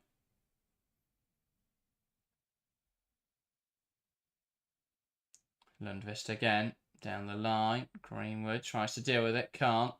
Angledal wriggles through players. It's going to drop in there now for Anderson. Out to Rolfo. James, excellent turn from Lauren James. Can she make something happen here for England? Does so well to carry it through the lines. Now Russo. Back to James. Options here in the penalty area. Towards the back post. Lauren Hembush. Header across goal. A flash of a chance for England. Can't quite turn it goalwards. Got to get James on the ball more. 100%. Look what happens when she does. Brilliant play. James, and again the front three linking up. James and Russo play a 1-2. James puts the ball in, and Lauren Hemp gets there at the back post. Unfortunately, she seems to have hit it with a 50p. Yeah, pence piece. It's gone, just come off her head and gone miles wide. Lundqvist is lucky because she didn't need her in the face, and that would have been a penalty. But better from England again. When you get the front three on the ball, they make things happen. Yeah. But again, though, we saw the same problem for England. As we've seen quite a lot in this match, is it relies on playing an impossible pass. So it came off a few little bounces and just had to fall the right way for them.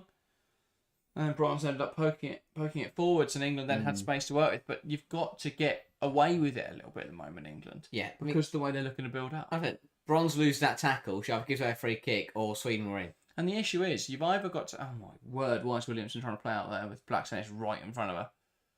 Luckily, it deflects away from the goal and not towards it. Yeah, she didn't play the pass initially because an England player was stood in front of her. Then once the England player moved out of the way, Blackstenius just ran in. Yeah. We're blocking our own players from playing passes. Ruat, if you're trying to find my watch it live, it's on the BBC in the UK. If you're outside the UK, then I'm not sure. Carter sending it forwards, looking for Rousseau. Cleared away in there by Bjorn. Now it's with Williamson to Walsh. Rolfo wins it back, and she'll try and come forwards now for Sweden. Turned over well. Better. Great combination. Toon pokes it to James. Not quite enough on it, but James will make it work. And tries to just dear. knock it out to the left-hand side. It's overhit. But James under so much pressure because that pass from Toon has so little on it. But by the time it gets to Lauren James, she has to try and force that ball. Got to do better with the pass. I'm not saying otherwise, but she's just put under so much pressure there.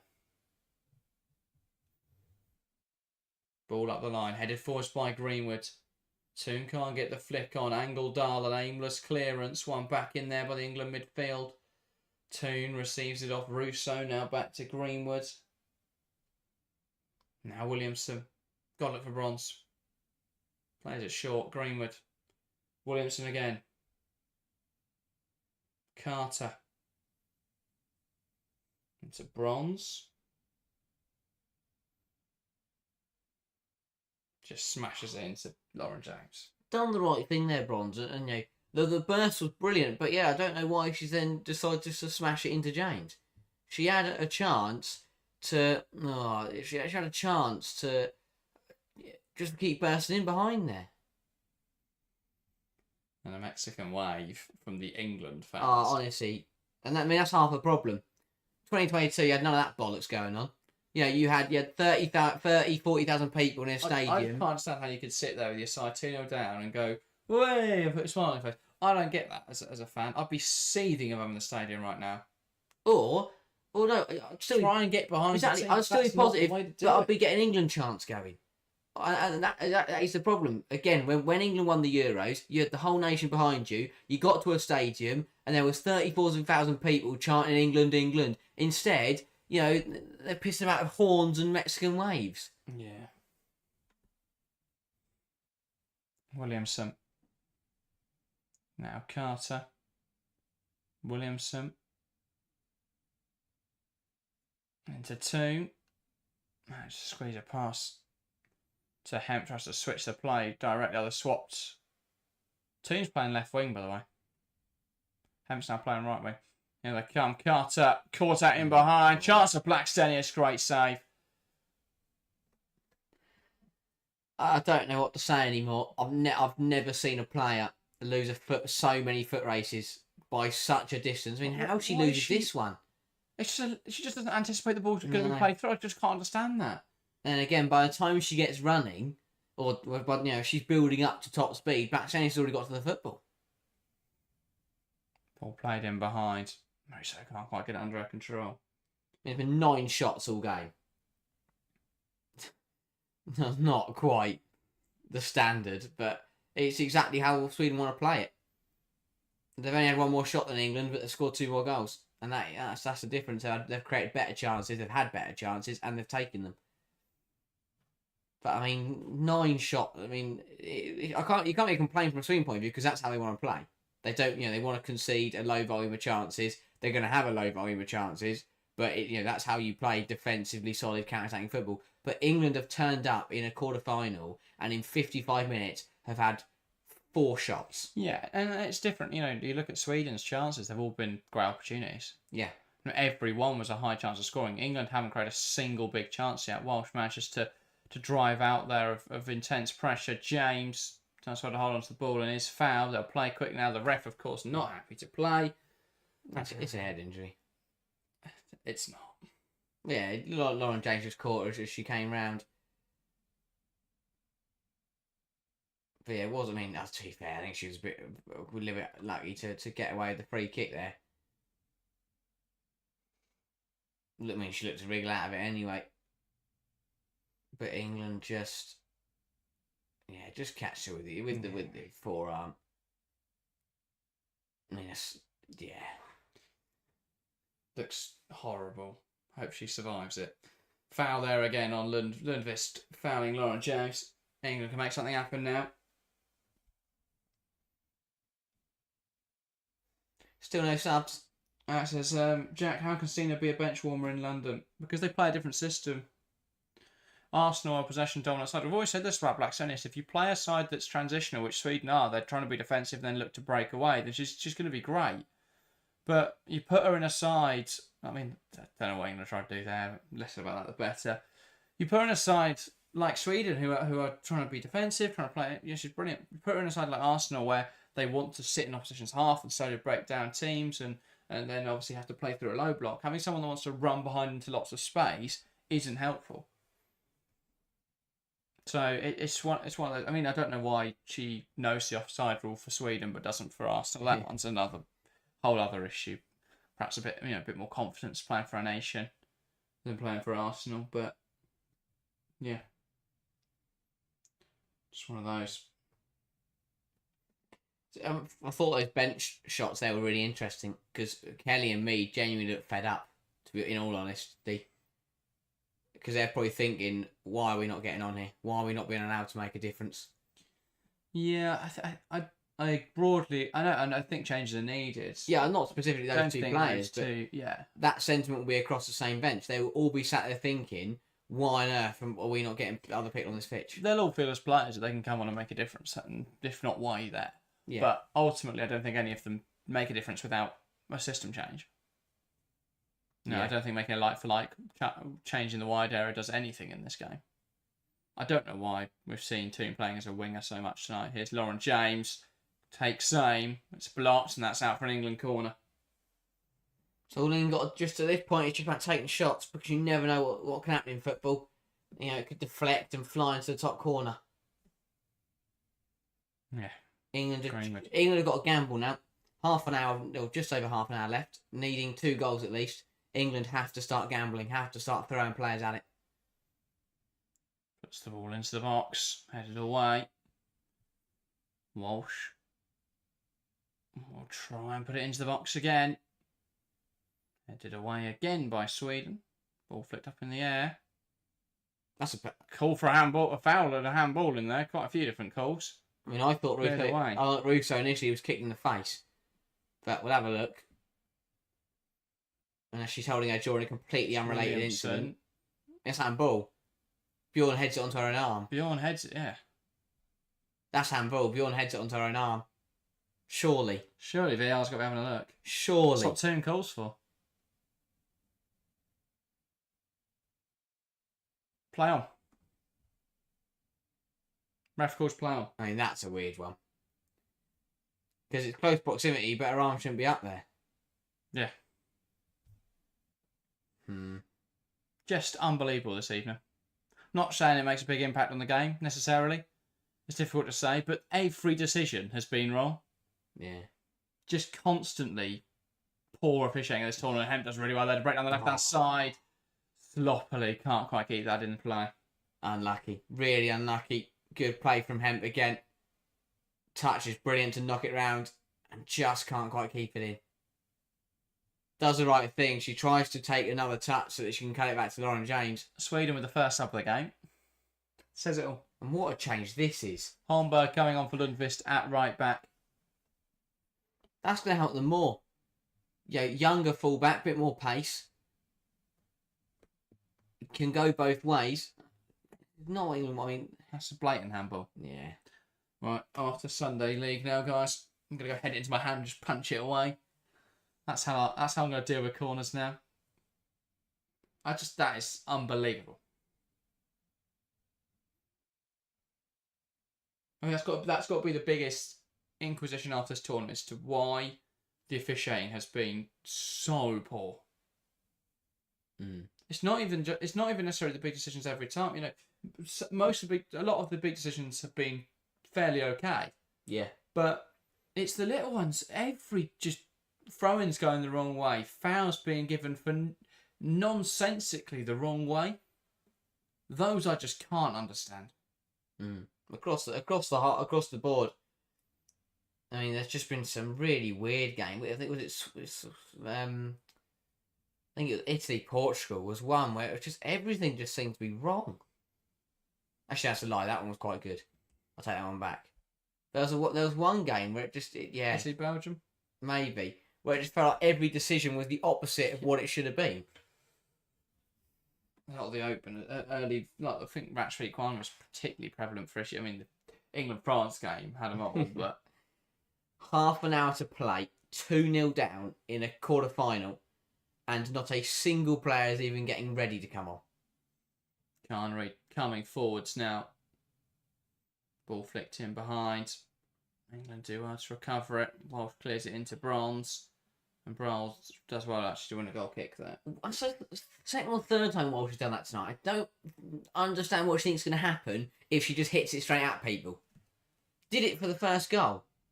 What is she thinking is going to happen if she just leathers it straight at someone? Bronze's arms in natural position there. Can't wait to see them give that example. But yeah, I don't care. Kira Walsh needs to understand that you have to play the ball round people. You can't just play it through people. Yeah. Susan, I agree. England don't seem to have a solution. What's the coach doing? Brilliant question. Should have made 3 changes by now. Can't wait for the press to ask who they think would win on Love Island instead. That was a genuine question from the most recent press conference. Here's Walsh. Now Lauren James. To Greenwood. Tries to deliver the ball in the box. Not a great cross. Alice Greenwood is a centre-back. We've learnt that again. Just unbelievable. Back out to the left-hand side. Greenwood. Williamson. Great switch to the play. Bronze heads it across the box. It's Toon who tries to meet it, or Hempler tries to meet it in there. Can't quite. Falk claims it. Sweden will try and play it out. Not enough. Doesn't look like a side that need 2 goals to stay in the Euros.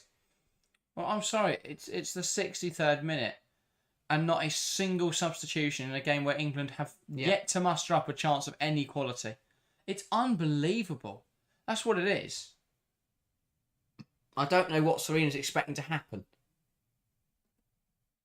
No. This isn't wait. You can't. There's no waiting for extra time. The subs need. England should have made 3 changes by now. Absolutely. Ball fade through. Great ball into Toon. Toon has to score. I'm not sure why she's cut it back there. It just wasn't on. It's such poor decision making from Toon. Oh, and now we get Carter running behind. She's not played the ball at all. She's just charging into Black's tennis. It is so poor. Toon's got to shoot. Carter is just all over the place this evening. I mean, that was worse because she actually won the foot race and then fell over the football. Just kept running into Black's tennis. Forgot the football was in the equation. Shot from range. She cuts inside there. Carney just can't quite finish it. That would have been game over. Yeah, the Carney chop's coming out now, and England are in banging trouble. Toon in such a good position. She didn't back herself. Such poor decision making. In a moment like that, it's got to be decisive. That was a scared decision. Earlier in this game, when she was feeling confident, she didn't make the right call because she tried to shoot. Yeah. Should have squared it. There, she felt the pressure and she's gone the other way. She didn't want the responsibility of having a shot. She missed earlier and decided to play it. Thought that was going to be a good ball in behind, but that's with most Lucy Bronze balls. It's overhit into the hands of Falk. Now they're playing Bjorn, Falk. Lifting it out wide. Anderson, great touch to keep that in play. Carter recovering the ball. Not with as much haste as we'd want. But England back in possession. Williamson. Looking to switch the play. Flip on in there from Lauren Hemp. It's the same. Aimless long balls forward. Lack of progression through any of the midfield. Aguimang and Esme Morgan coming on. About 21 minutes too late to make a change, really. But that just plays even more into let's just swing it in the box and see what happens. It's also 21 minutes late to make a centre-half change. It's the point now. Wiegman's made her bed. She's got to lie in it and stick with Jess Carter now to the end of the game. Don't waste a change. Bring on a centre-half. Ball into the box. James brings it down well. Toon. Shots blocked. Sweden do really well to cram out the area, but England doing with no attempt to try and drag players out of it. Walsh. It's still a 3-1. Toon's having a drop in here. I can't understand how you watch it and don't say, oh, maybe let's change something here, because it's going horrendously wrong. Bronze, good ball into the right sort of area, no runners. Russo tried to make it around the back post, but weren't going to come off.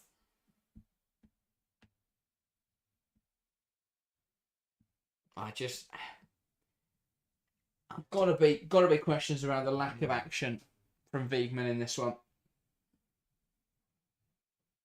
Can't afford to pussyfoot around it again. Yeah, it's exactly what I said earlier. It's not 2022 anymore. You can't just put a system out there, put 11 players out there, put them in one tactic, and then expect it to just work its way out after 90 minutes. Teams have found a way to play against England. Teams have found a way to, tear it apart, really. Anderson, Rolfo slides a pass through the lines, back to Anderson. Rolfo. You'd be confused, or you wouldn't be wrong for getting confused to which side needed a goal here. Oh, 100%. And again, brilliantly managed by Sweden. One shot on target in 68 minutes, and we have not made a sub yet.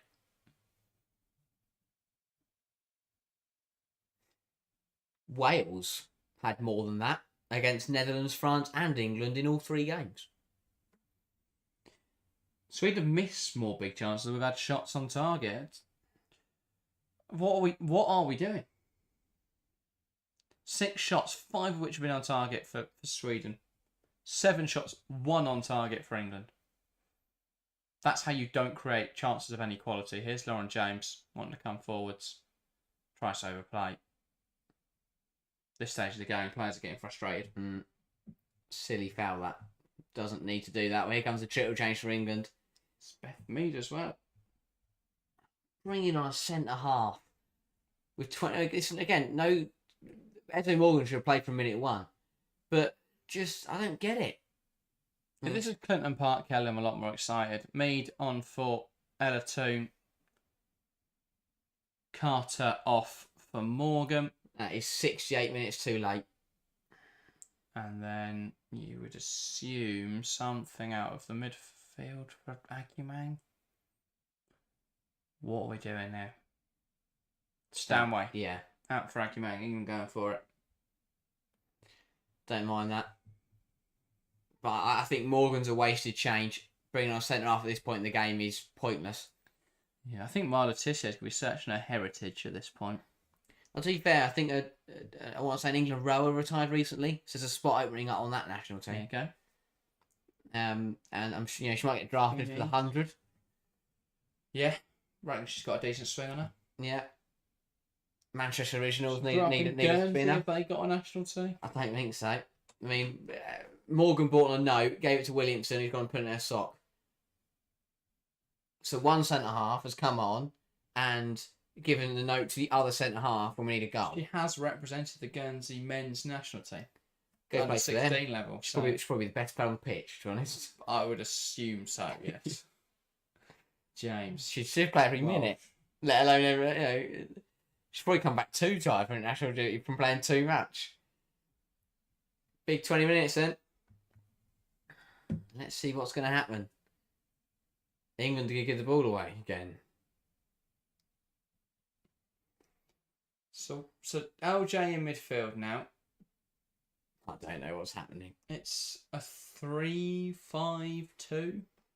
We've been overrun in midfield, so we're taking midfielders out. Yeah, we're now just sending everyone forwards. So. Yeah. It's basically 2 wide players of Bronze and Hemp. James is just the only player floating on the edge of the box. Agumang and Russo and Mead are all playing inside the penalty area. And then Walsh is sat a little bit deeper, and then there are 3 centre-halves stood behind that. Why didn't Eve Charles play the last year of internationals to just not be involved at the tournament? Yeah. 3-2-5, with and without the ball.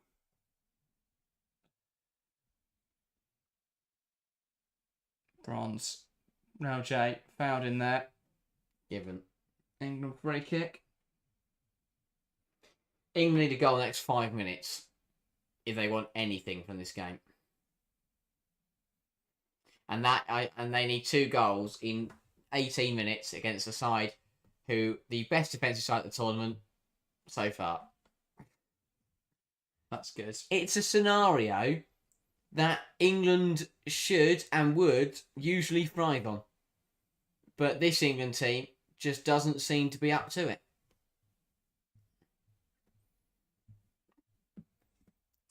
Yeah. It's interesting. Lots of questions. Yeah. England just got to keep pushing on for now. Greenwood over this one. One goal, right back in it. And that is football. So that's how football is sometimes.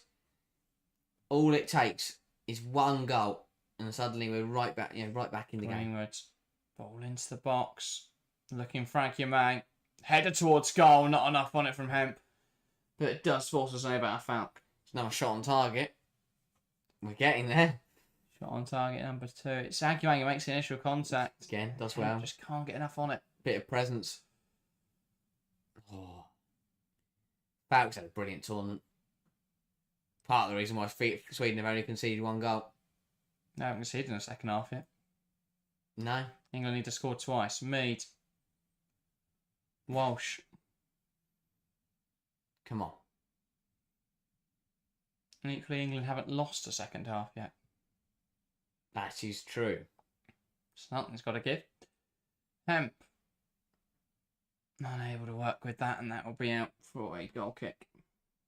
England could draw the second half, to be fair. They've won every second half so far. That is true. Oh, wow. Yeah, it's a weird one it's a weird situation to be in because, as we said before, it was going to be a tough game that could have gone either way. But I thought that it was going to be more of a contest from. I thought it'd be a balanced and even game that could go either way. Instead, it's been Sweden playing England off the park really, with very little reply. Williamson. Rousseau.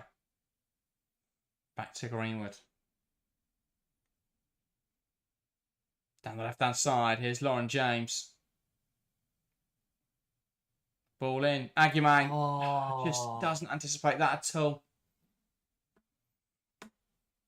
Got to do better. Ball into the box. Headed away.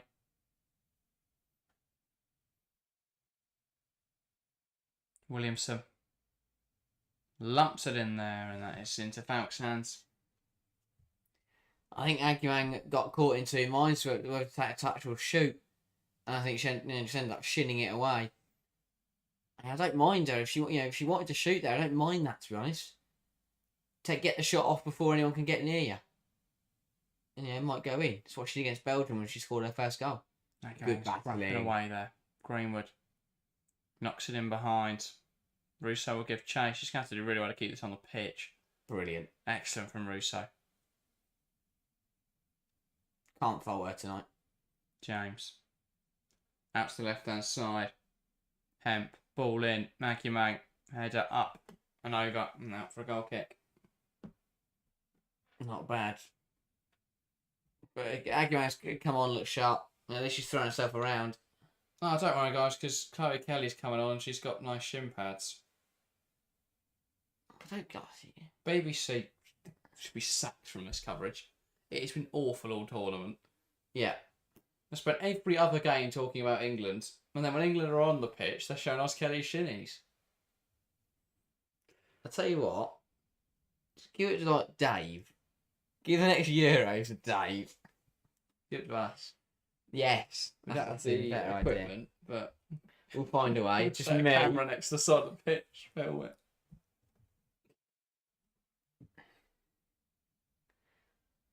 $14 to go. It is either going to be the best 40 minutes in England's women history, or it's just going to be another disappointment. Someone in the chat says you can do something else, but don't let this define your evening. Have you ever watched football before? That's the point. Also, depending on around the world, this is the evening. This is our evening done. Once this game's over, I'm not. That would change. Her ticking Yanogi. Sweden are going for it. Yeah, they got more goals. Kosovora Slani coming off. Brilliant. Brilliant showing from her tonight. 35 years old. She's been playing the championship this season. Looks a cut above the rest. Yeah.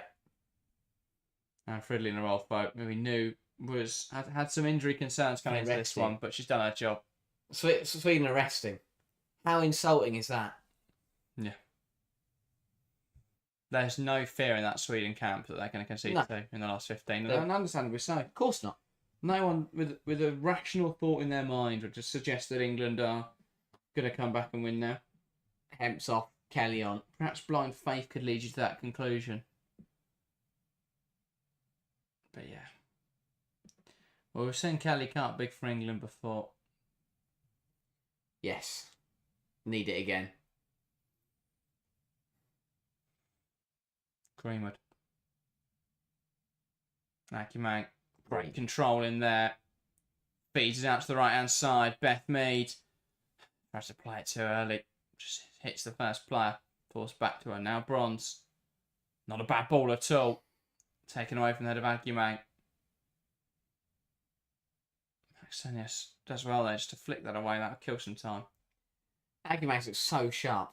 Why does she not come on 10 minutes earlier? Great question. What a ball that is into Russo. If we're going to try and just put the ball in the box, why not put someone that can head it in? Chance now for England. Bronze to the back post. England have one back. 12 minutes. That's a big goal. Swung into the back post. Great run from Lucy Bronze. Game on. That's a really important moment. Really important goal for England. Sweden 2, England 1. Swung in towards the back post. Kelly. Finally, England have put a crosser onto the pitch and someone has made a run at the back post. And we've created space. People at the front post leave space at the back post because it draws Sweden's defence across. Bronze makes the run in there. And that's Sweden 2, England 1. 12 minutes out to find an equaliser. What a ball from Chloe Kelly. And Bronze is on the money. And well, it's Kelly again. I said this could be the greatest 12 minutes. Or one of the greatest 12 minutes in English history. And Chloe Kelly was the reason for probably the greatest moment.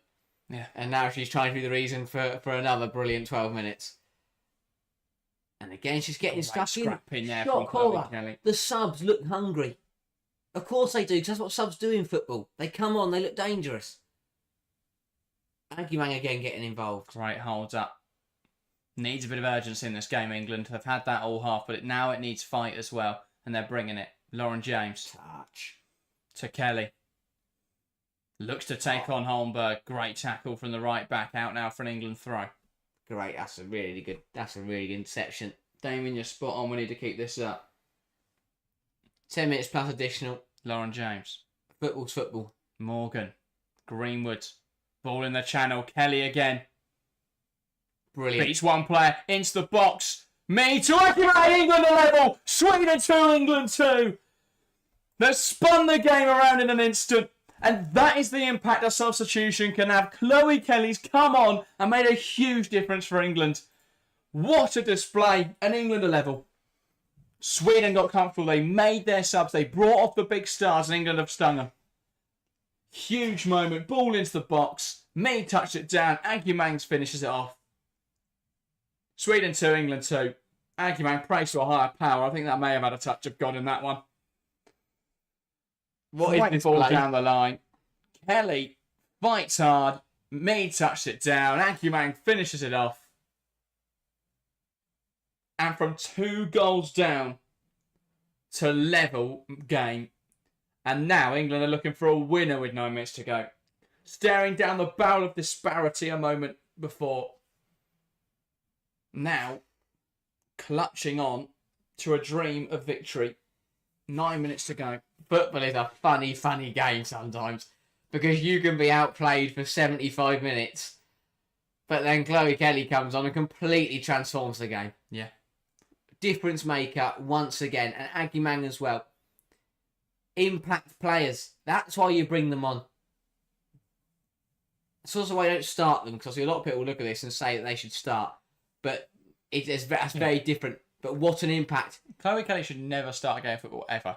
But her She's impact the best is phenomenal. impact player because she'll be direct. She'll put balls in the box. It's not because she's a bad starter. It's because I haven't seen a better impact sub in the world. There's a bit of both. She's a good player, but I think she struggles to make an impact from the start. When she comes on against sides with tiring defences and there's space to exploit and you can swing a ball into the box, when you need a chance to be created, she'll create them. Michelle Aguimang She steps up in big moments. Is she 19 years old? Yeah. Has just come on in a Euros quarter-final and has scored the equaliser for England. What a play, what a moment. England need another. Football is a strange game, but that is why we love it. That's why we were crying out for subs from half-time. That's the impact they could have. Russo, it's brilliant. Not been pretty at all for England. But if they get through tonight, we can focus on playing pretty stuff in the next... We don't even need to play pretty stuff. Let's just win it. Again, look how we got to the final of the World Cup. Huffed and puffed through that one. A terrible football all tournament. Yeah. Skim Kelly again against Nigeria with the winning penalty. Chloe Kelly is England's saviour. All the time, or most of the time. Even performing miracles, someone on the crutches there stood up without them. That is what football can do. Yeah. Yeah, no, okay. Black Stanius tries to hold it up, finds Lena Hurtig. Nothing stupid now. Angled out. Great tackle from Lauren James. And now Kelly. And now they can play. Mead. Walsh. Left. Yes. Looks left. Kelly. Needs a communication there. That has to go out wide to James. She's done the right thing, but someone's got to tell her that James is there. Greenwood. Don't mind protecting the ball. Morgan. And shock, Esme Morgan comes on into the middle of the back three and looks really comfortable. Yeah. Absolutely. Switch the play. Looking now for Lucy Bronze. Touch down the line. Russo's going to have to get her running boots on here to chase after this one. Does well to get there. Nudged off the field by Magda Eriksson. It's given as a free kick. But that's what you get. It probably wasn't a foul, but that's what you get by committing for those sorts of balls. It's brilliant from Russo. It's unfortunate for Eriksson. But Alessia Russo has been brilliant tonight. Has not stopped working. Ryan says, can't read chat because of spoilers, but this game is wild. It is indeed, yeah. Luckily, how quick those goals happened, we didn't really get any spoilers. Because we weren't ready. Yeah. No one expected us to score. Still celebrating the first one. Greenwood. Ball into a good area. Foul playing there. Someone's got a gamble. Getting greedy now. What a response. What a response. 5 minutes to go. We should have known this was going to happen. It's the England way, isn't it? When have England, men's, women's, youth side, ever done things the easy way? It's just not in the English DNA. Not so.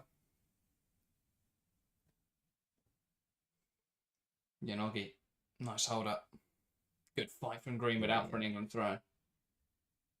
You know, Euros final went to extra time. Knockouts at the World Cup went to extra time, penalties, the whole lot. It's just in the women's game. Slightly can't believe our ankles. I think that's a lot of tape. Yeah. I don't think our ankles suddenly become a balloon. Russo again. James, nice hold up. Gets brought down out for a throw. Alessia Russo, again, we spoke about pre-tournament how good her all-round game had developed.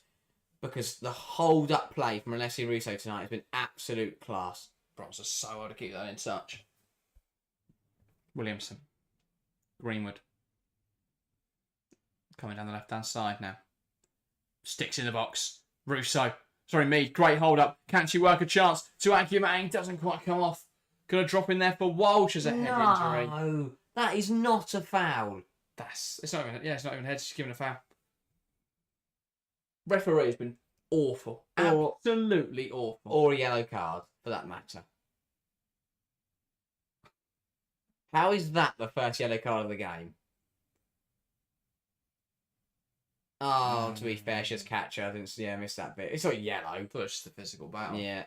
She's a bit harsh for the first man we put tonight to be Michelle Aguimang. For the first foul of the game. Yeah. Well, to be fair, Sweden haven't had any fouls against them because they've not been given. Ours were had about 2 or 3, but there's just been. Don't think any of them been given. Sweden throwing Hartfield. Nervy now. Nervy. Yeah. It's gone from frustration to joy to nerves. That's a foul throw. Now a lot of breakaway, Lauren James.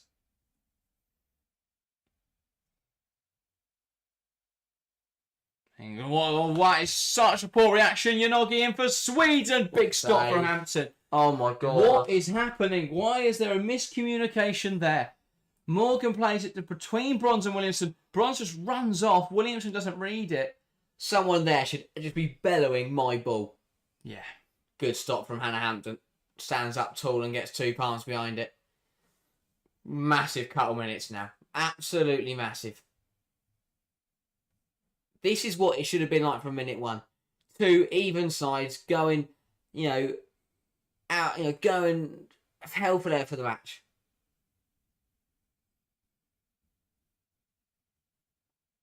Well, swung into the box, headed away. Who was and that? Goal kick. Someone barreled over. What need to see it back. You'd never want to see though a Sweden player hitting the deck in the penalty area because something's happened. Let's have a look. Oh no, we missed it there. It's Williamson up against. Is that Eriksson? Loving the Hannah praise. Hannah Hampton praise. It's probably been one of her worst performances. Mm. Should have done better for Black Senya Skull. Wait, how was that given an England goal kick? We cleared the ball away. England now got a free kick. Ulmer is brought down and booked. Sorry, Ulmer committed a foul and got booked. She didn't go down. See the foul, but... I wouldn't be surprised if she went down and got booked. Oh yeah, no. That's a nasty one. Yeah. Follow Sean Beth Mead. Certainly not her first of the evening. She has a similarly high one against Bronze. Just goes in with the studs. The Bronze one just giving the complete wrong way. Yeah. How many additional minutes are we going to get? Kelly. Ball into the box. Towards the back post. Headed away. Bronze. Oh, that's brilliant from Morgan to recover that. Poor touch. Kelly. Out to James. Out to Kelly. Ball into a good area. Akimang tries to fight for it. Walsh. Now Kelly. That's how to win the ball. Giving us a foul. Just caught her. And that one's also a yellow card. Stupid. This is the problem again with referees. Especially, I mean, I don't know what she's doing now, but she's not given a single yellow card. She's got past the 70th minute. Everything's a yellow. It's just so poor. Because now you've got so many players who are on a tightrope going into extra, well, as it stands, going into extra time. I get these fouls are a bit clumsy. That one was late from Kelly, admittedly, but not everything's a yellow card just because it's a 70th minute. Bronze with an unconventional piece of defending, heads it away. 3 minutes of additional time. Right now we're going beyond the 90. Angledal. Luckily, Matt passed it over hit because Bronze was high. And Yanogi was in behind. Throw now for England. Lucy Bronze. Oh, floats it up in the air. Yanogi wins the header. Got that horribly wrong. Silly. Saturday from Beth Mead. 2 minutes. 2 minutes. Oh, I don't like it. I don't like it at all. Philip Angledal. Over this then. Got to be an England head. Needs to be a white shirt that makes first contact with this football no matter what. Yeah. Ball forwards. Hampton gathers it well. Angledal tried to catch England out, went for goal. Hannah Hampton read it all the way though. And can claim that easily and smartly here. We'll just take a moment. Ball forwards. Rousseau tries to hold it up. Drops in there for James. Loses out to Angledal. Sweden trying to come forwards. Yanogi. Burst past Bronze. Lauren James, though, doing the defensive work. Bronze has gone back to defend like she did against France. First half, she was all right in this game.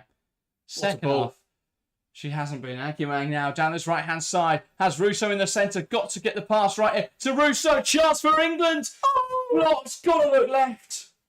Has to look left for Kelly. Cornered out the end of this game. Could England find a winner?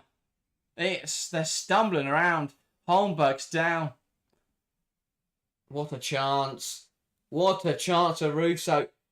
I just didn't get out of her feet. That's so important for Holmberg. I think she's done an ankling. Yeah, well, that was blocking it.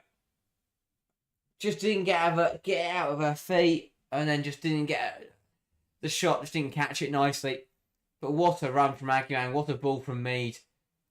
Striker's always going to go for that, but realistically, Yeah. she's still got to look for Kelly. Phil Kelly tries to put it on the goalkeeper. Tipped over by Fant. Yeah. Chance again. This is your last kick of the game. Last chance now. That's a great ball. Oh no, Fant doesn't touch that at all. Should be a Sweden goal kick, and if England score this, it's going to feel like a massive punch in the guts for Sweden. Oh no, I don't know if I want to score it or not. It'd be horrible. Kelly.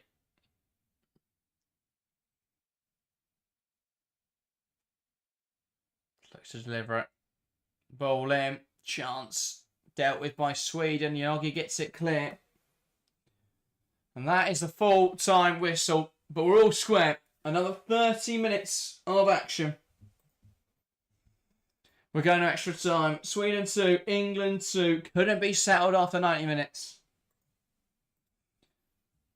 And now both sides will have a few minutes to get a bit of tactical redirection in, get drinks on board, and take a moment to rest. Because 45 minutes ago, Sweden led this game by 2-0. Now, England, with a flurry of goals on the 78th and 80th minute, are level. We're going to extra time. The first knockout game of this competition to go to extra time. Anna Morehouse making sure the camera doesn't catch any of what Wiegman's saying. Love that. She's just going to keep looking side eye on the camera until it goes away. Knocking it away. But wow. That's what you bring a third choice goalkeeper on. Just to chase away cameras. Football is a strange game. England were out of it, were outplayed for 75 minutes, but the subs found a way. And now, 30 more minutes to decide who will make the semi-finals. But my oh my. Have a drink while we've got yes, because please, water's incredibly warm. Get me one as well. But I tell you what, I can't get out. What a weird game. What a weird game of football. But it shows what subs can do, how subs can make the difference. Because you can be outplayed, you can be up against it in a game. But players find a way. Chloe Kelly, get her a statue outside Wembley. I don't care how much it costs or who she's got to replace. Because she has come on and once again has delivered for England. Absolute brilliance from Kelly. Just has come on and completely changed the game. 2 brilliant crosses. The first one here.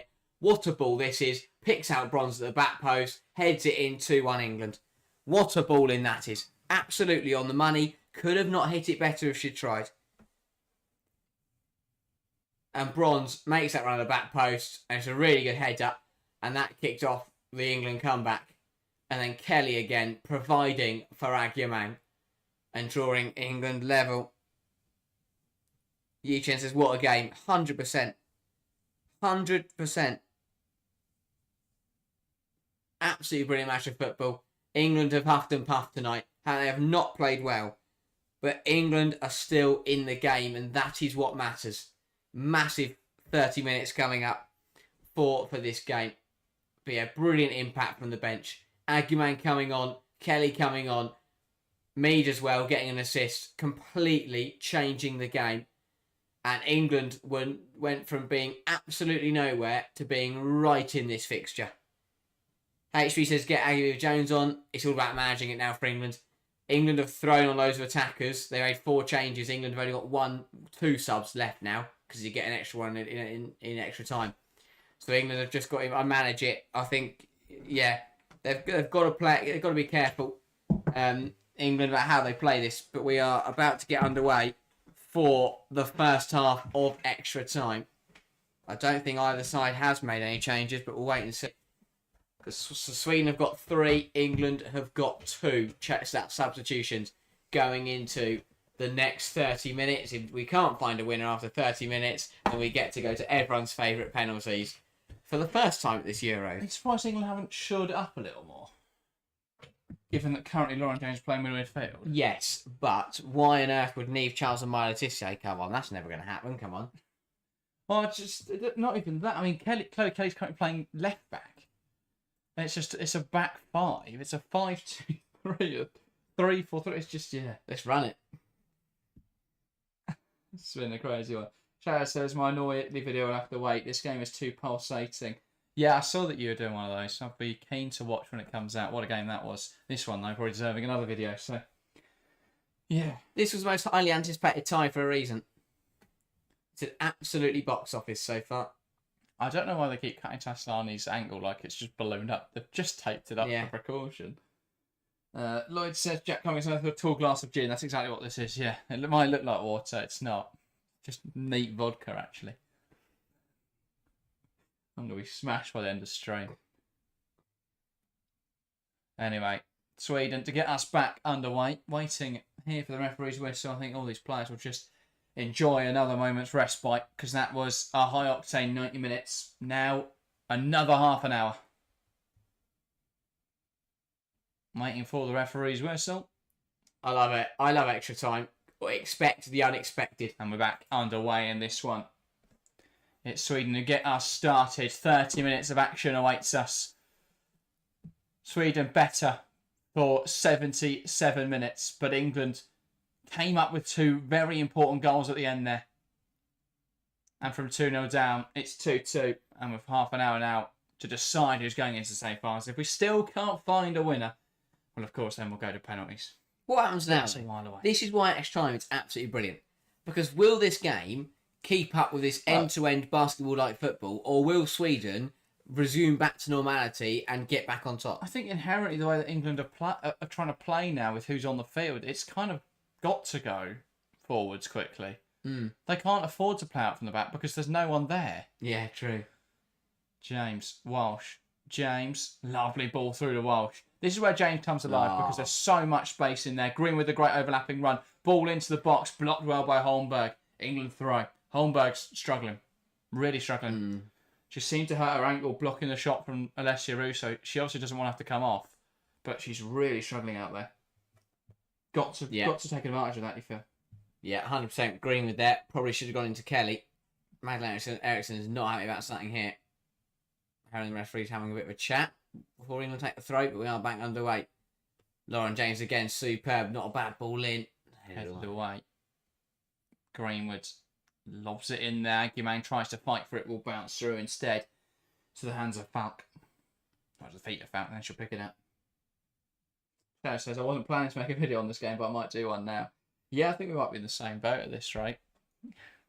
Provided this one doesn't end too late. Get up tomorrow morning. It's a lot to talk about. Just do an hour-long show. Ball flicked on. Looks for Blackstenius, holds it up well. Anderson. Yanogi, good fight from Bronze. Walsh canning a shot off Blackstenius. Oh, clearance. Now that's out for a throw. What a game! I just extra time. I never know what to feel in extra time. I don't know whether to be confident that England are going to turn it around, be worried that Sweden could very easily win this football match. It's been a brilliant game. I wouldn't say it's been a contest because for 77 minutes it wasn't a contest. Here comes Sweden. Hurtig out to the left-hand side. Bronze nicking it off Yanogi and putting it out of play. Sweden with a throw. Right the field.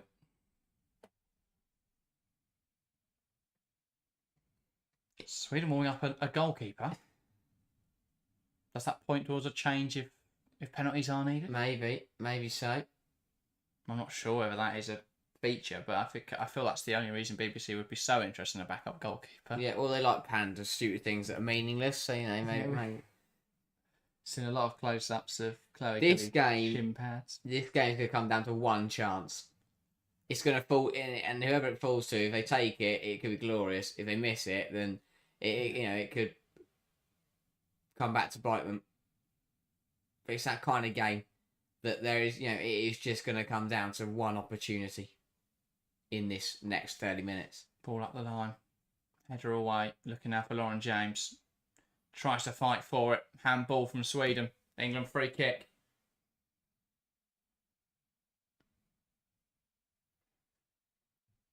Ooh. I know. It feels like every moment that it's not in play, it's time for just to take I feel like I've played for 94 minutes.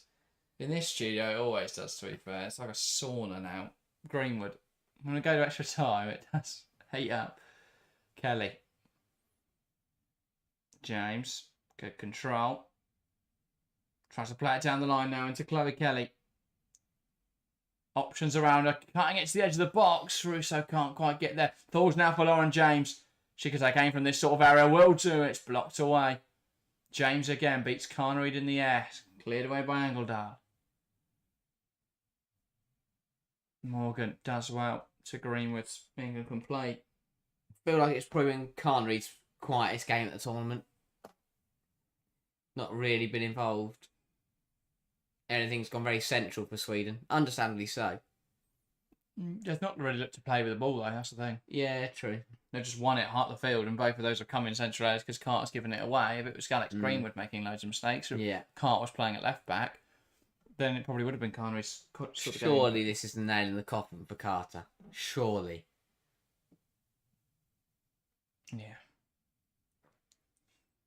Back Dennis. Can't wait to see us if we do get through starting. Angledal. Shot from range, and Hampton pushes it away. That's out for a corner. I'm not sure that was on target. No, but Hampton wanted to be pushed away. Better safe than sorry. No, someone's got to tell her that. It's difficult to tell her that, to be fair. But I think Hampton's just got to realise that. But to be fair, I'd rather give away a corner than her think that that's going it well wide and stitched in. But that is wide by some margin. True. Not been her night, Hannah Hampton. I'm sure there'll be loads of people on X complaining that it should be Mary Earps. She's also got some big stops there. She has. Yes, she has. Out, doesn't it?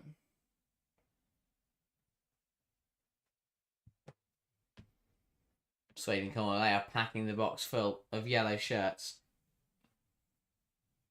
Ball in from Anderson. Puts it on the goalkeeper. Cleared away well by Beth Mead. He'll try and get out to it now. Really putting Ulmer under it. And that tries to play that flick too quickly. That's why you press aggressively. You force mistakes like that. Tend to play in the first half of extra time. Bronze is taking her time about this throw. Just trying to relieve some of the pressure on England.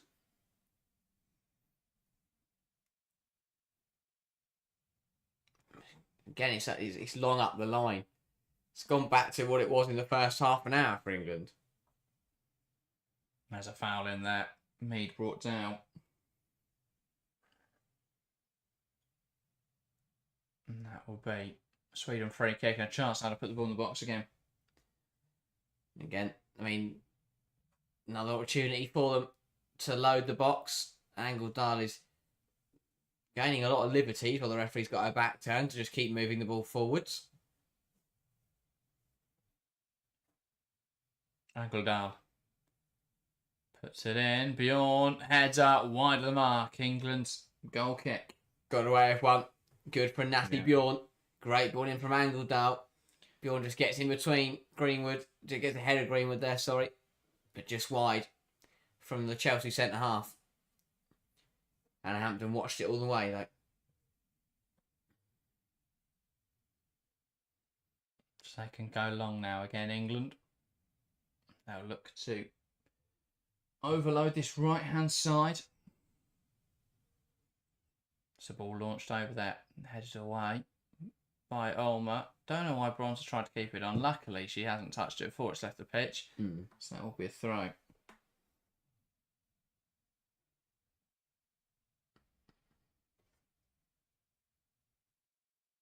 Now Bronze.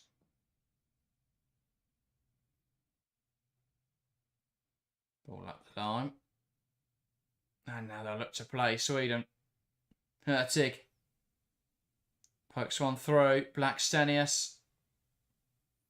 Ball in. Headed away well.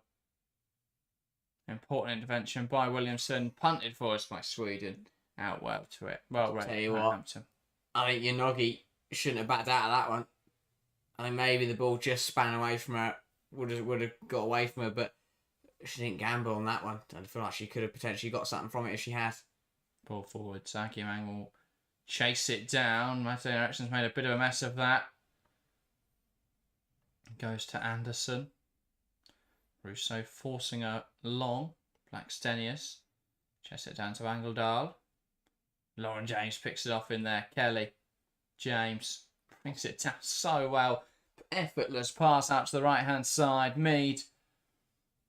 Ball in. That's going to flick off the defender. It's an England corner. Good stuff from England. Credit to Sweden because they've done well to get themselves back into the game. It's very easy when you get into this extra time period for the side that have just equalised to carry the momentum on and just, you know, steamroll into extra time. But Sweden have done well to rally a little bit and just keep in the game. But England with a corner and a chance as we approach the 100th minute to go ahead for the first time tonight. Chloe Kelly. Over this one. Ball towards the back post. Headed away by Hurtig. Bronze back in there. Russo competes. Bronze trying to just claw forwards an opportunity. Now Greenwood. Ball swung in there. Headed away. And that's been given as a Sweden free kick. Yeah, Russo just a little bit too forceful on Bjorn. Williamson is down after something. I'm not quite sure what's happened there.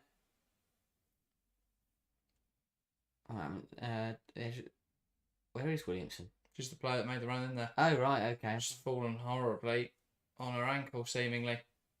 Yeah, this doesn't look good. There is some concern amongst the England players.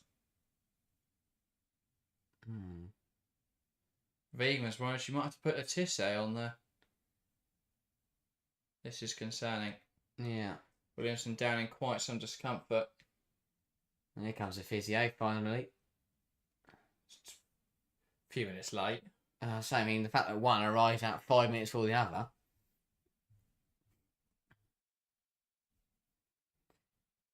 Nervy stuff for both sides now.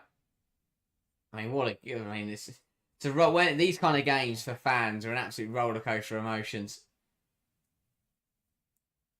You know, both sides have been through it. Both sides have struggled, but then have found a way. Sweden just regrouping and getting some drinks on board.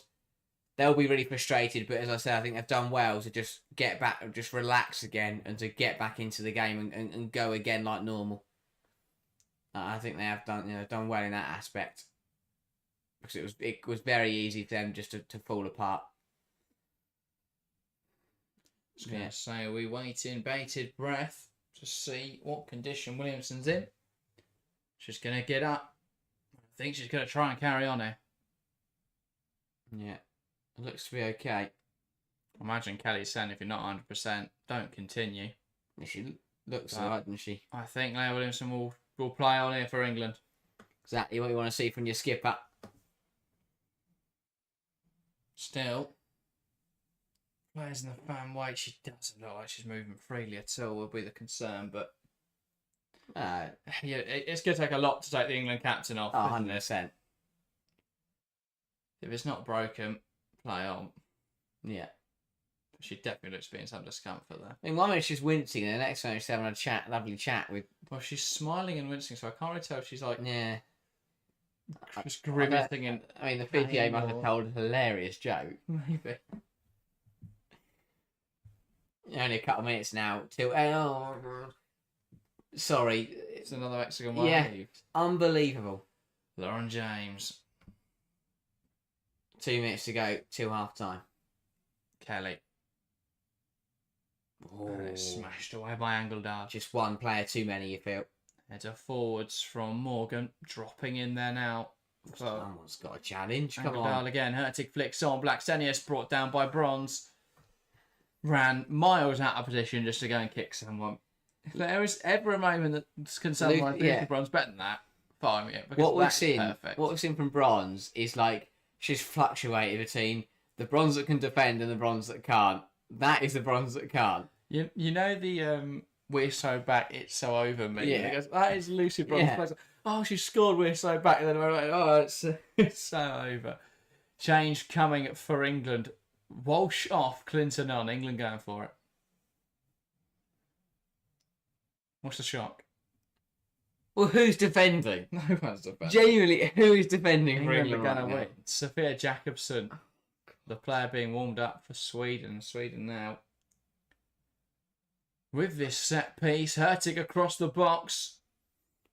Trying to turn it goalwards. Good over Bronze. That is a decision, one for trying to score more goals now. Clinton's a more creative player. Are we going to try to keep the ball ticking over, possibly? But in terms of trying to get another goal, I get the thinking. But also penalties.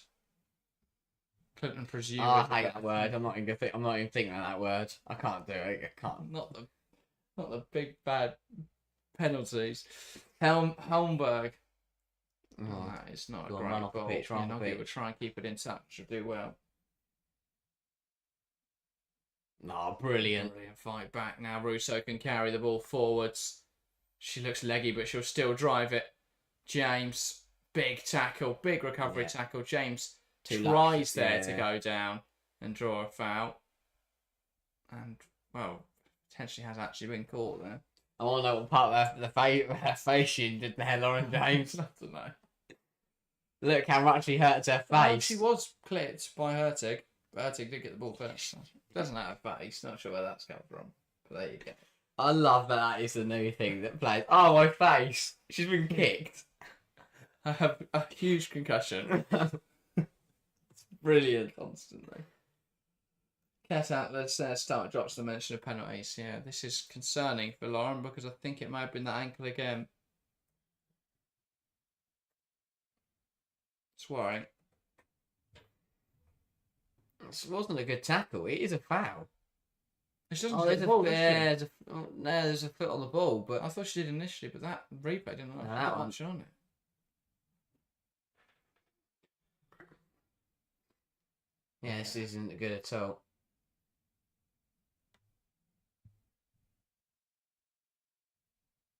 England, the game is going on, and England are struggling. Players going down left, right, and centre. She's stood back up now. Well, sorry, sat back up, and now she is stood up. But that does not look like a player who is fully fit. This is the problem when you consistently bring players. I know Lauren's a magical player and makes a difference for England, but it's the problem when you keep rushing her back. She's just going to keep aggravating the injury. Well, her minutes will manage well, and to be fair, she is now a little bit better. Does she? Yeah, she's running. Yeah, but she's not running freely. Well, it doesn't look like she's in pain. Hopefully she's alright to continue. This point in the game, I think you can run on pure adrenaline, which can be. Chat is literally just limping. Yeah, ball into the box, headed away.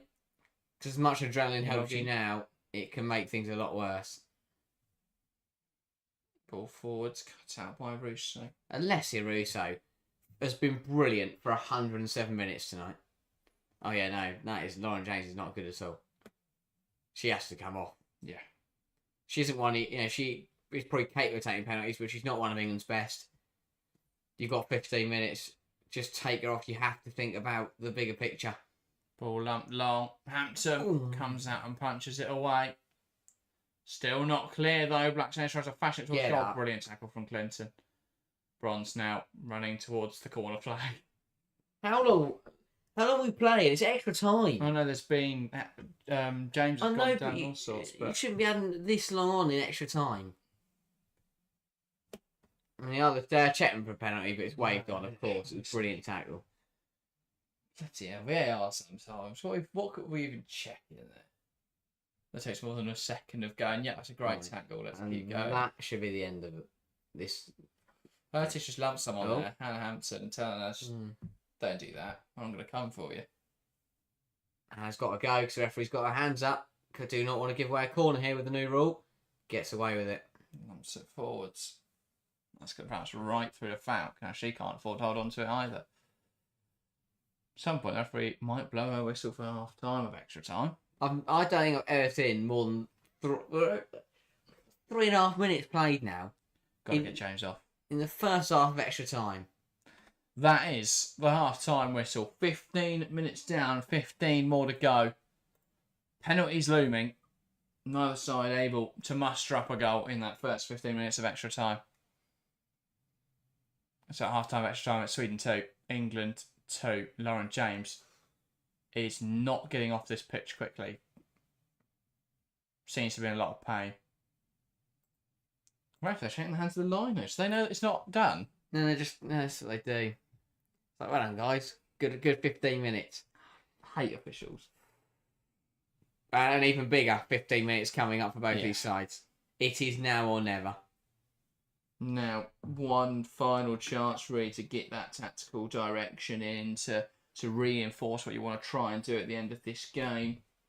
To try and get that goal, how you balance going for glory with remaining defensively solid.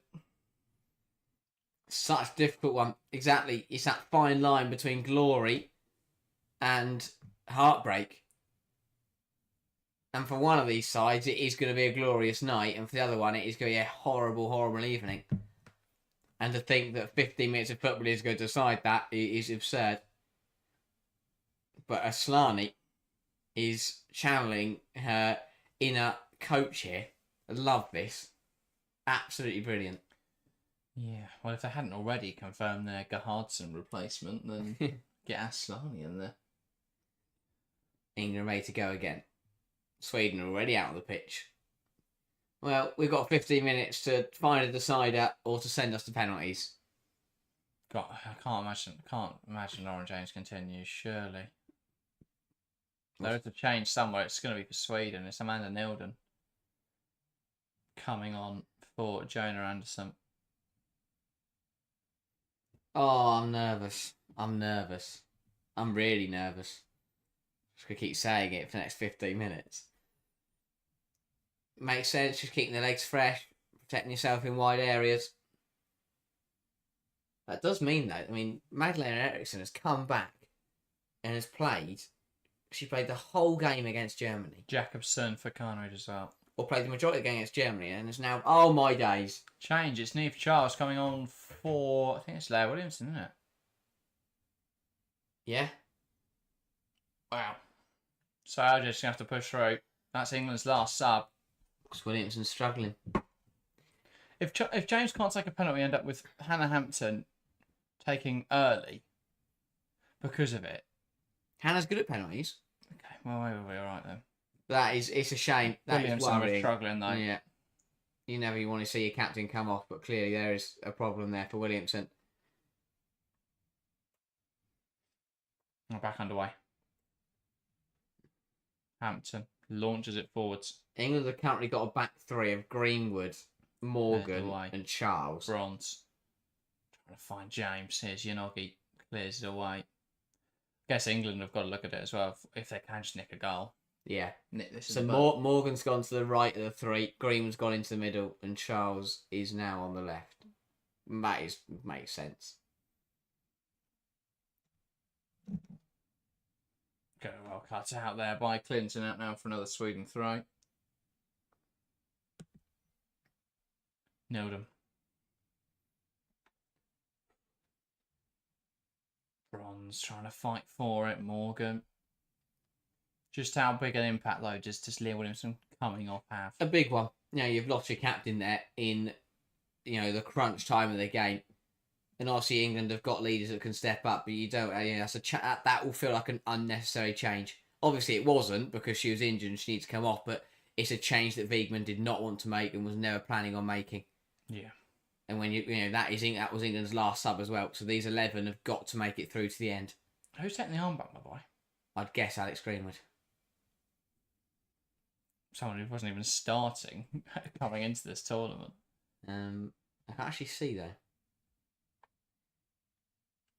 England do want to win a throw. No, I Bronze? Bronze, surely. She's played for about 17 decades. Yeah. The experience. Well, good to see Neve Charles get a run out of this Euros.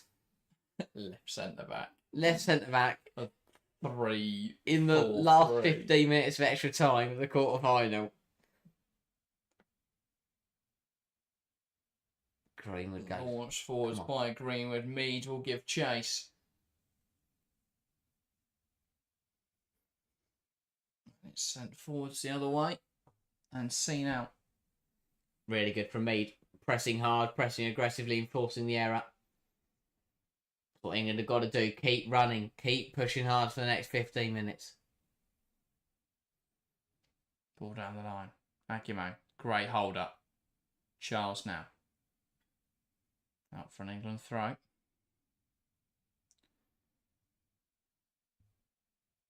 Kelly looking to switch the play. Very horizontal pass. Bronze back to Kelly's. Fouled in there by Ulmer. Referee didn't see it. Greenwood looking to switch the play. Here's Lauren James. Brings it down so well. Pass inside to Mead. Back towards James. Nilden fresh legs against James struggling after 107 minutes and a bit of an injury. Wins it back. Not a bad foul that from Lauren James either. On the edge of the Sweden penalty area. No harm in that at all. Just slow the game down, take the sting out of it.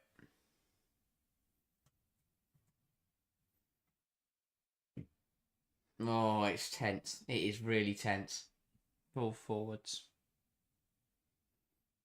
Nigel's playing the same game as me, trying to work out the armband. I don't think they've put a... Get God, the way, ref! Oh my days! I'm glad God, that came England to nothing. recovered that.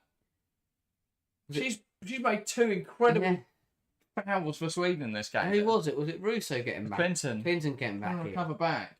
Turns around. The ref's just blocking her. But yeah, no, Nigel's playing the same game as me. No one's got the armband. Might be Hampton. No, surely not. None of the on-pitch players have it, so unless Vegan's If Bronze still there. not got it. No, she hasn't. She hasn't, that's what I mean. Oh, go on. England could break away here. Morgan. Russo. Just needs to help it on. Goes down there. Given against Alessia Russo. They're into a fouled angle there. Well, it doesn't need to be given. You know, it's 50-50. Oh, the ref dropped something and has had to throw it back to the fourth official. Yeah. That's when she got taken out. Bloody hell. As Clinton says, what are you doing there? I think she broke her watch because then Russo stood on it. Good job, she's got 2. Yes. Christ. Oh, sent forwards. Charles flicking it away. How was it dropped to Yanagi in there, though? Trying to recover back. Mead. Yanagi blocked by the face of Esme Morgan. Back into the box. Header over the bar. Brilliant from Charles to get in the way of that. What a header that is from Neve Charles. England hanging on a little bit now. Too easy for Yanagi. Sent 2 players with the same move. Sweden recycled it well. And I tell you what, that is incredible from Neve Charles. Gets in the way, blocks Hurtig's header and puts it over the bar. Crucial intervention. Yeah. That's Nigel, he says. No one's got the armband. I know, Bron's got it on her wrist.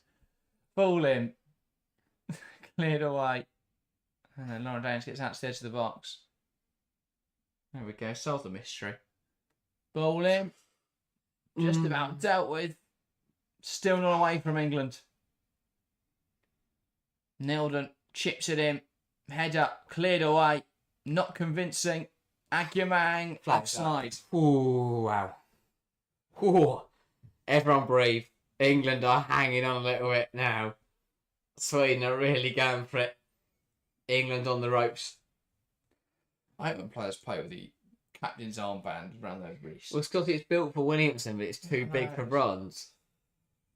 Just tense your bicep the whole time. Run around. She should just do it. Run around just like this. Yeah. Oh. Ball forwards from Hannah Hampson. James can't quite get the head away by Nilden. Drops for Yanagi.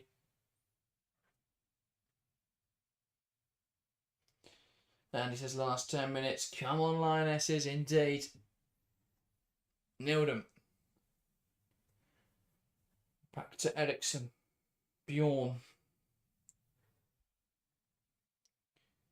That's a great chest back to Hampton from Bronze. Don't like trying that at this moment in the game, but there we go.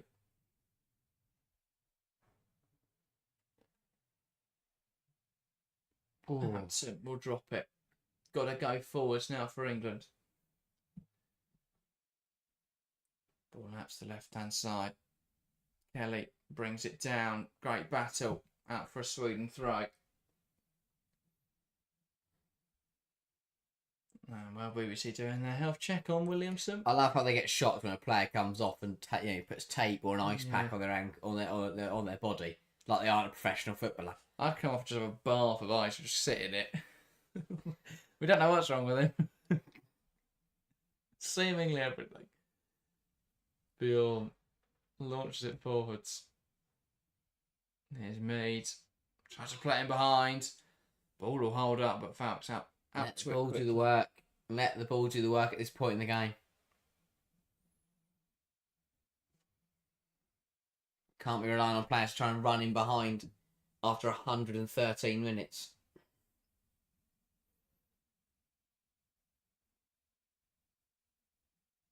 Falk from her hands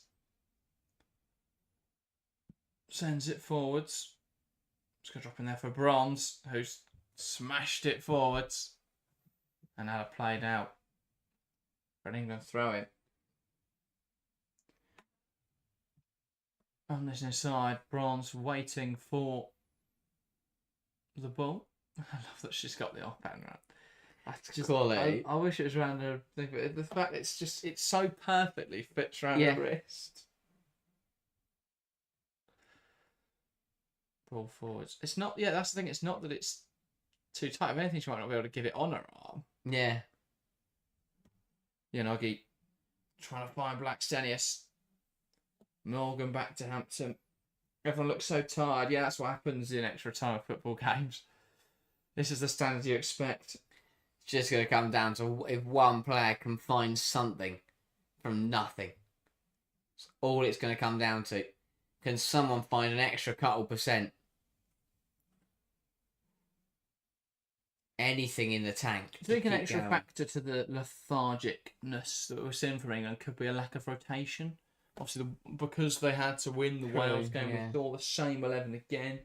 Most teams rest up. I know Sweden didn't rest up that much. They played fairly full strength side, but is that perhaps explaining why there is this tiredness out there? 100%.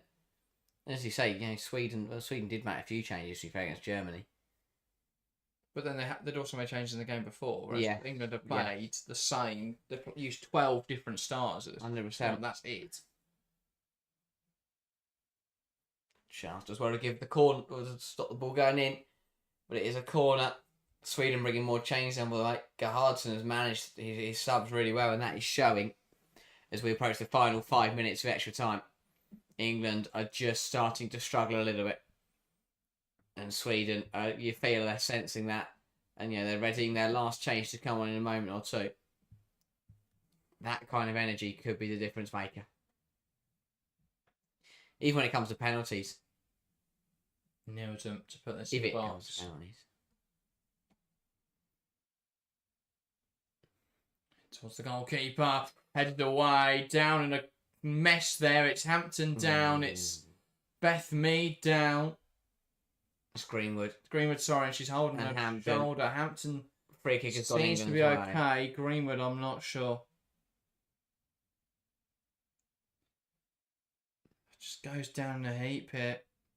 It's Madder just charging in towards. Just barrels and Greenwood, knocks down them all on over. that left shoulder hits the floor. Quite some impact on it. Yeah.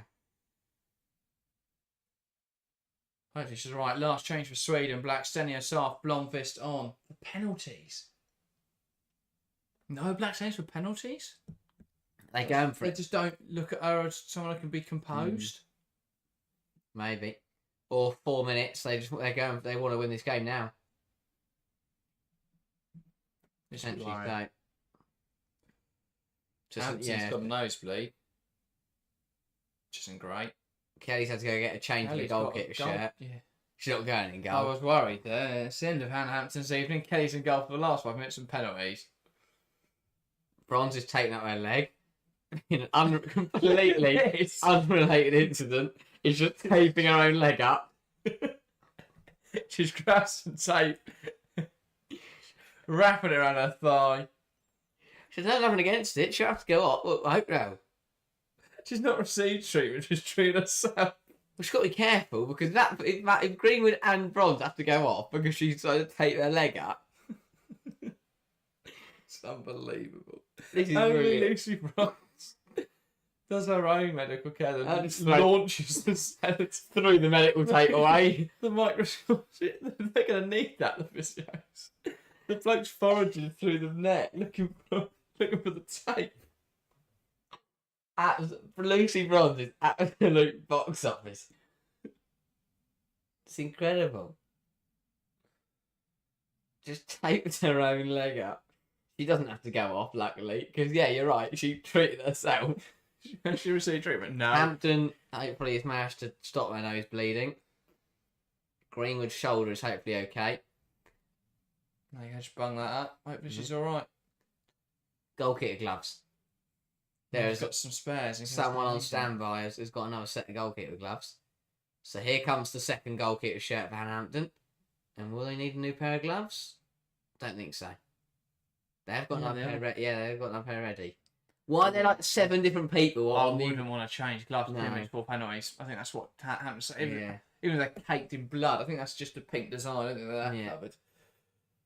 You would not change Oh yeah, gloves no. As a goalkeeper. 2 minutes before a penalty shootout. I mean, you wouldn't... Ideally, you wouldn't want a nosebleed 2 minutes before a potential penalty shootout, but can't help that. But the gloves are back on. Hampton's ready They to go. can treat it a little bit though before the penalty, so just Yeah. bung something else up there. So that piece of whatever it is going to have to survive and the next few moments. It's just penalties are a mental game. If you've got anything Yeah. that's on your mind that isn't saving the penalty, you know, you've got to enter his end. Got to get there. Got to get there first. Because Sweden All up are the up line. for this.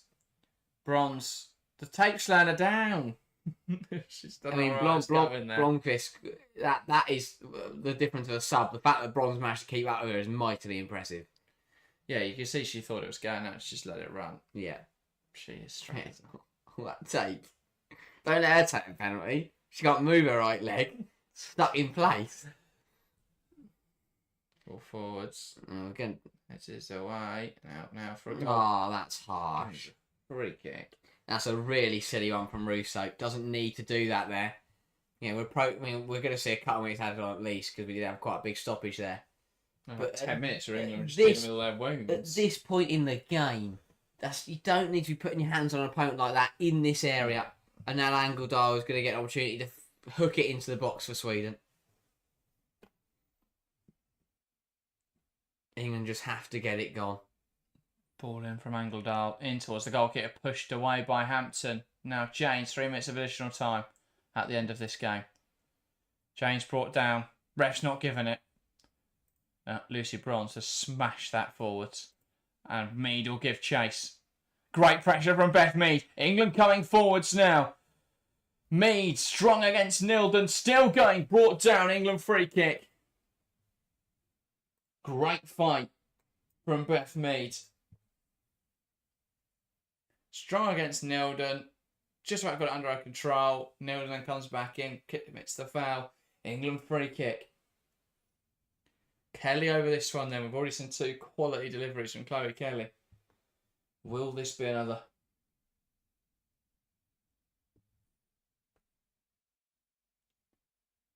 Players in the box. Waiting. Anticipating. Kelly. Sets the ball. Lifts it in there. It's going to drop now at the back post. Russo. Surely. Oh, Okay. no. Just doesn't hit the target. 2 to play. 2 minutes to go. Yeah, no, just drags it wide. Falk will send it forwards.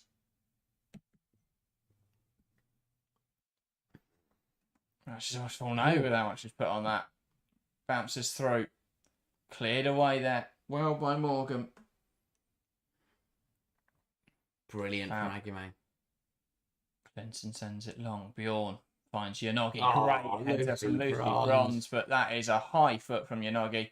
Should be a card, really. Brilliant. That is exactly what you want to see from the It's a current head captain in on arms, the pitch. Dwight.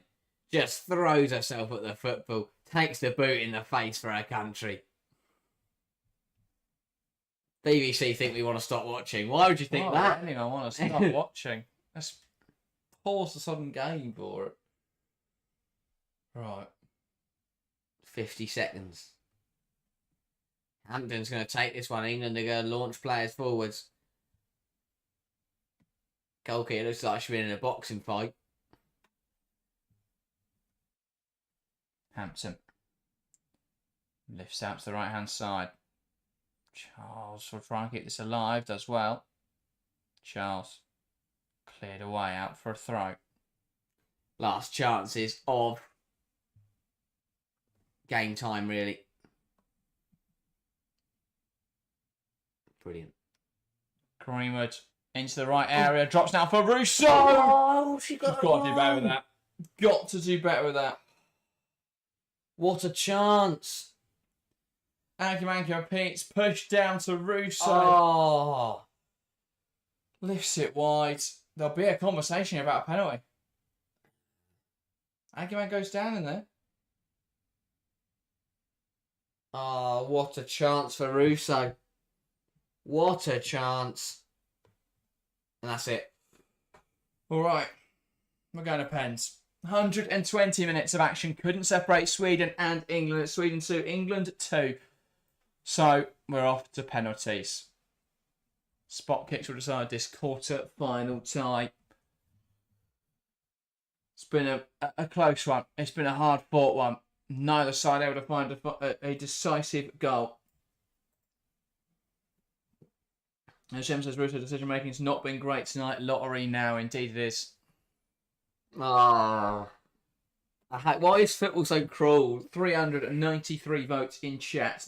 The difference separated by nothing. 43% Sweden, 43% England. Wow. A reflection of what it was like on the field this evening. Sweden 2, England 2. Nothing to separate them. Now we'll have to decide it through penalties. I hate this. Who takes for England? Oh, we'll find out, won't we? Everyone looks knackered. You think maybe it's the players just come on. They can actually kick the football. Kelly will be on 5. You've got Russo. You've got Mead. You've got James. Bronze. Would Bronze take one? Clinton as well. I don't think Agumang should be in the first 5. Depends how confident she's feeling. Yeah. Depends how confident she's feeling. Sweden, you're looking at... Yeah. England will know their takers. That's the important thing. They'll know who's confident. They'll know who's been hitting them in training. They'll know who wants to step up in this moment now. They clearly decided that their takes quite quickly. Well, so I think Sweden had a lot of theirs off. No Rolfo, no Aslani, no Blackstenius, no Carnereid. Yeah, I mean, Hurtig will definitely take one. But, yeah. Right, so the first coin toss, it will be up the England end, or at least the non-Sweden end. And then the second coin toss will be England are going to take first. So it's Lucy Bronze won both coin tosses. It's good to have a ref here, isn't it? Because what I've seen is the ref, Bronson and Ericsson, just having a chat. Or at least that's what I think for happened. But yeah, so it is going to be up England's end, and yeah, England will take first, and that is a celebration between Bronze with a little fist bump towards her side, because that is crucial in the shootout. Indeed. But it also means you have to score, because if not, if you score, you put pressure on the opposition to then go and score as well. 175 people watching live. If you are cheering on for England, let it known in the live chat. A few people putting in, come on England, keep that going. Come on. Get the support building. Like it we're in the stadium. Get the live chat like we're supporting them in the ground. Come on. Football is football. History will be made. At the end of the day, history is history. And it will be England to take first, Falk taking her place in between the sticks. She's taking her time here.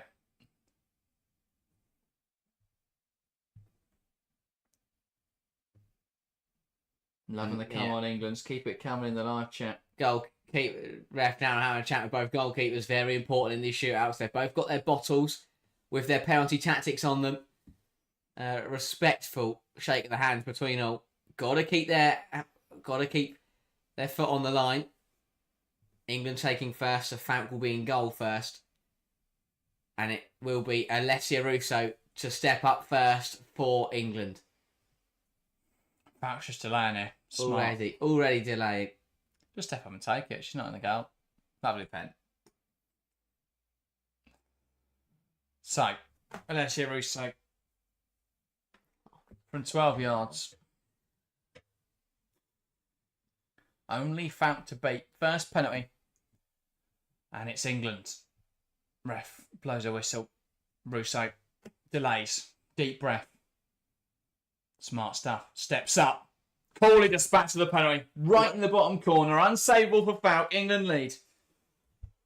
Falk went the right way, but it was such a good pen. Yeah. Right in the corner. That ticked all the bullet points of a good penalty. Took her time to run up. Took her time after the whistle was taken. And found her spot perfectly. England lead in the shootout. And now all the pressure onto Sweden. And Falk goes out and gives it to Angeldal. Lets her place it herself. Hampton between the sticks. Angeldal from 12. Ref poised for another penalty. Angeldal steps up. Saved by Hannah Hampton! That's a huge save! Read it all the way. Angeldal's penalty denied. She didn't look comfortable striking it. Way too central. Hampton guesses right. Dives to her left and Angeldal denied. England's number one. Massive stop. Comes up big again. Another huge save. And so important. That's crucial. And Lauren James is out of J. Falk's delayed again. England can dictate now. Massive penalty this for LJ. To make it 2-0 England in this shootout. Falk will take a position in the centre of the goal. James steps back. Steps up to it confidently. It's a poor pen. She rushed it so much. Just too overcomplicated. Falk read it all the way. Not enough on it. Rushed the penalty. And that is another one missed. Just about on her line there, Falk as well. But Lauren James rushed it. Just rushed it. And what a lifeline that is for Sweden. But they've still got to take that chance. Yeah. And Hampton's got to make another save in this shootout.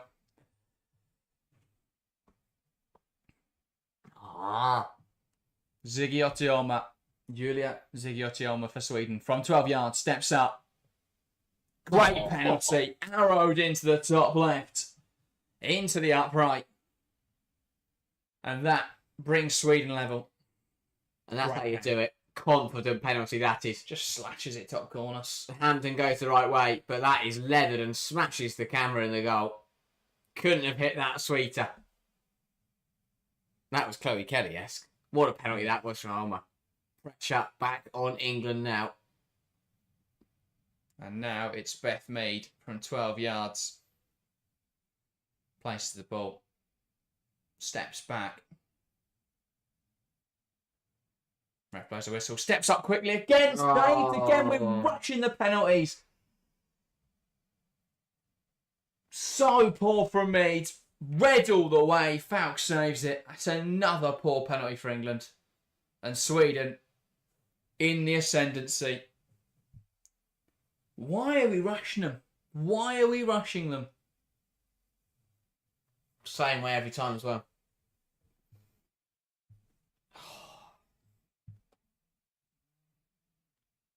Well, it's Magdalena Eriksson. Come on, Put Hannah. Sweden in the lead. Hampton between the sticks. Eriksson with a straight run up. Shifts a little to the right. Steps up. Left foot. Off the post. It's another miss. What? 6 penalties down. 4 misses. Nerves. This is nerves. Have you ever seen a shootout like it? It's tired legs. It's nervous penalties. They're rushing it. This is crazy. We are watching some of the most experienced players in the world crumble in the shootout here. Alex Greenwood places the ball.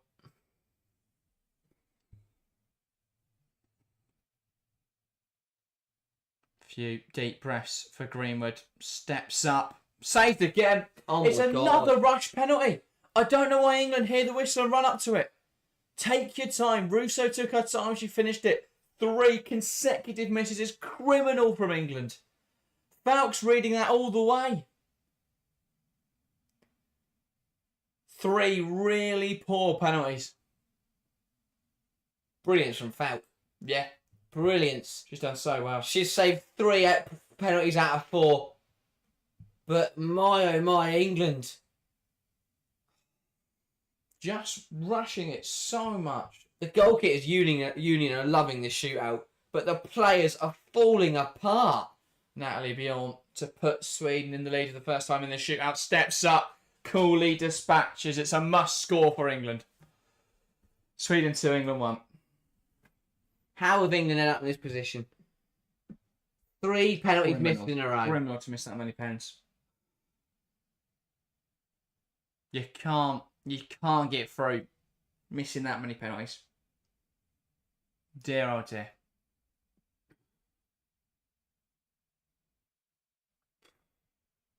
And now Kelly. And Falk will delay come again. on. She'll consult her bottle with which way Kelly tends to go. I'm Hannah Hampton, I'll just throw that at the ground.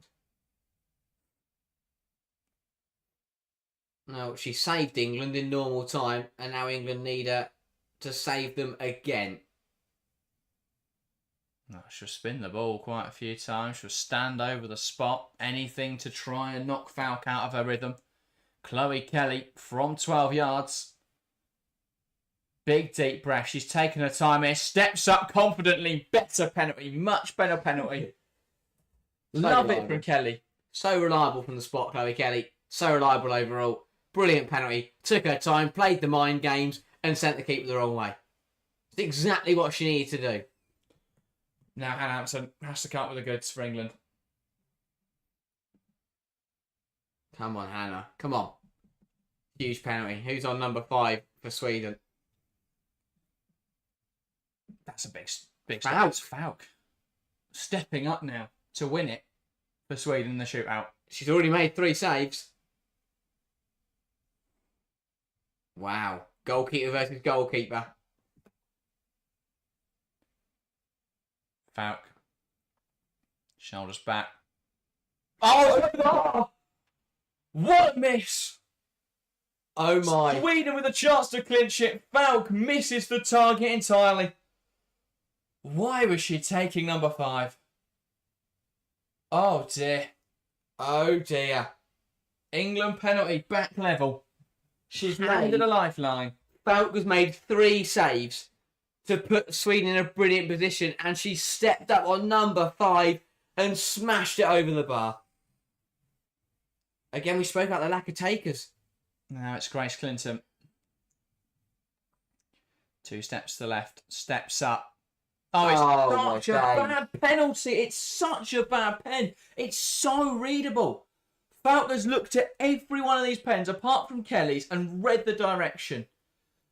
4 really poor pens from England. And now Sweden to clinch it. Yeah, it's in the corner, but it's not enough behind it. Got to put more behind it. So many opportunities. And the buck falls to Hampton again. Sofia Jakobsen, the veteran Swedish forward. She doesn't usually miss these.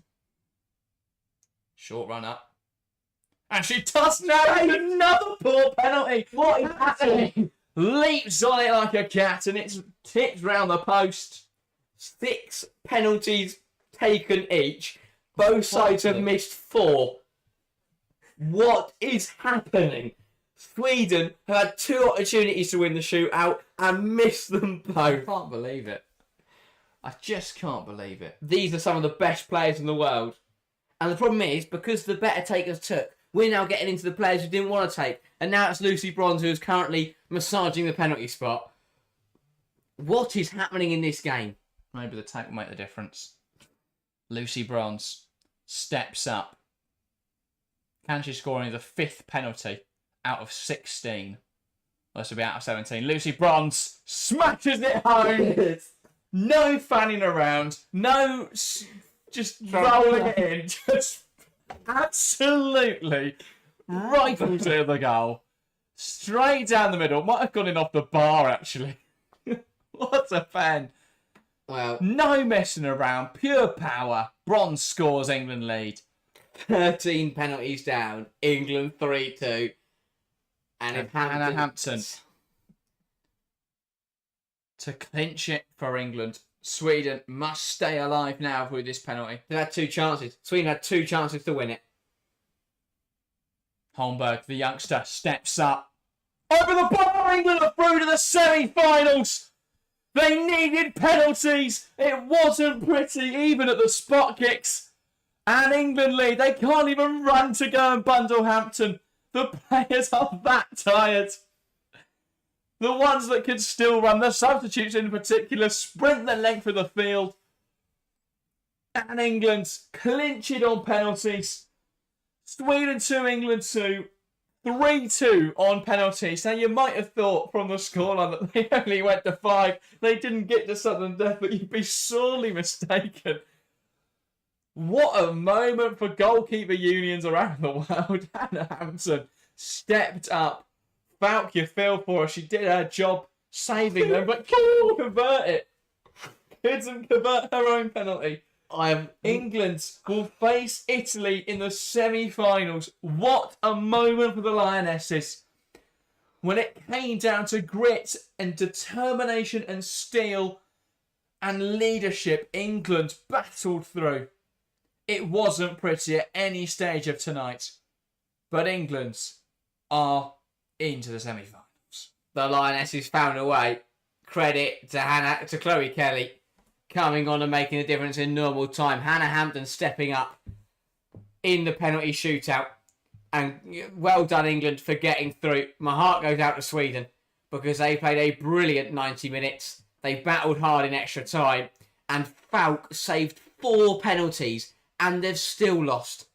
That was the kind of shootout it was. Gutted for Holmberg. Only 18 years old. Yeah. Has had a brilliant tournament. 2 Sweden pens over the bar. Back. Yeah.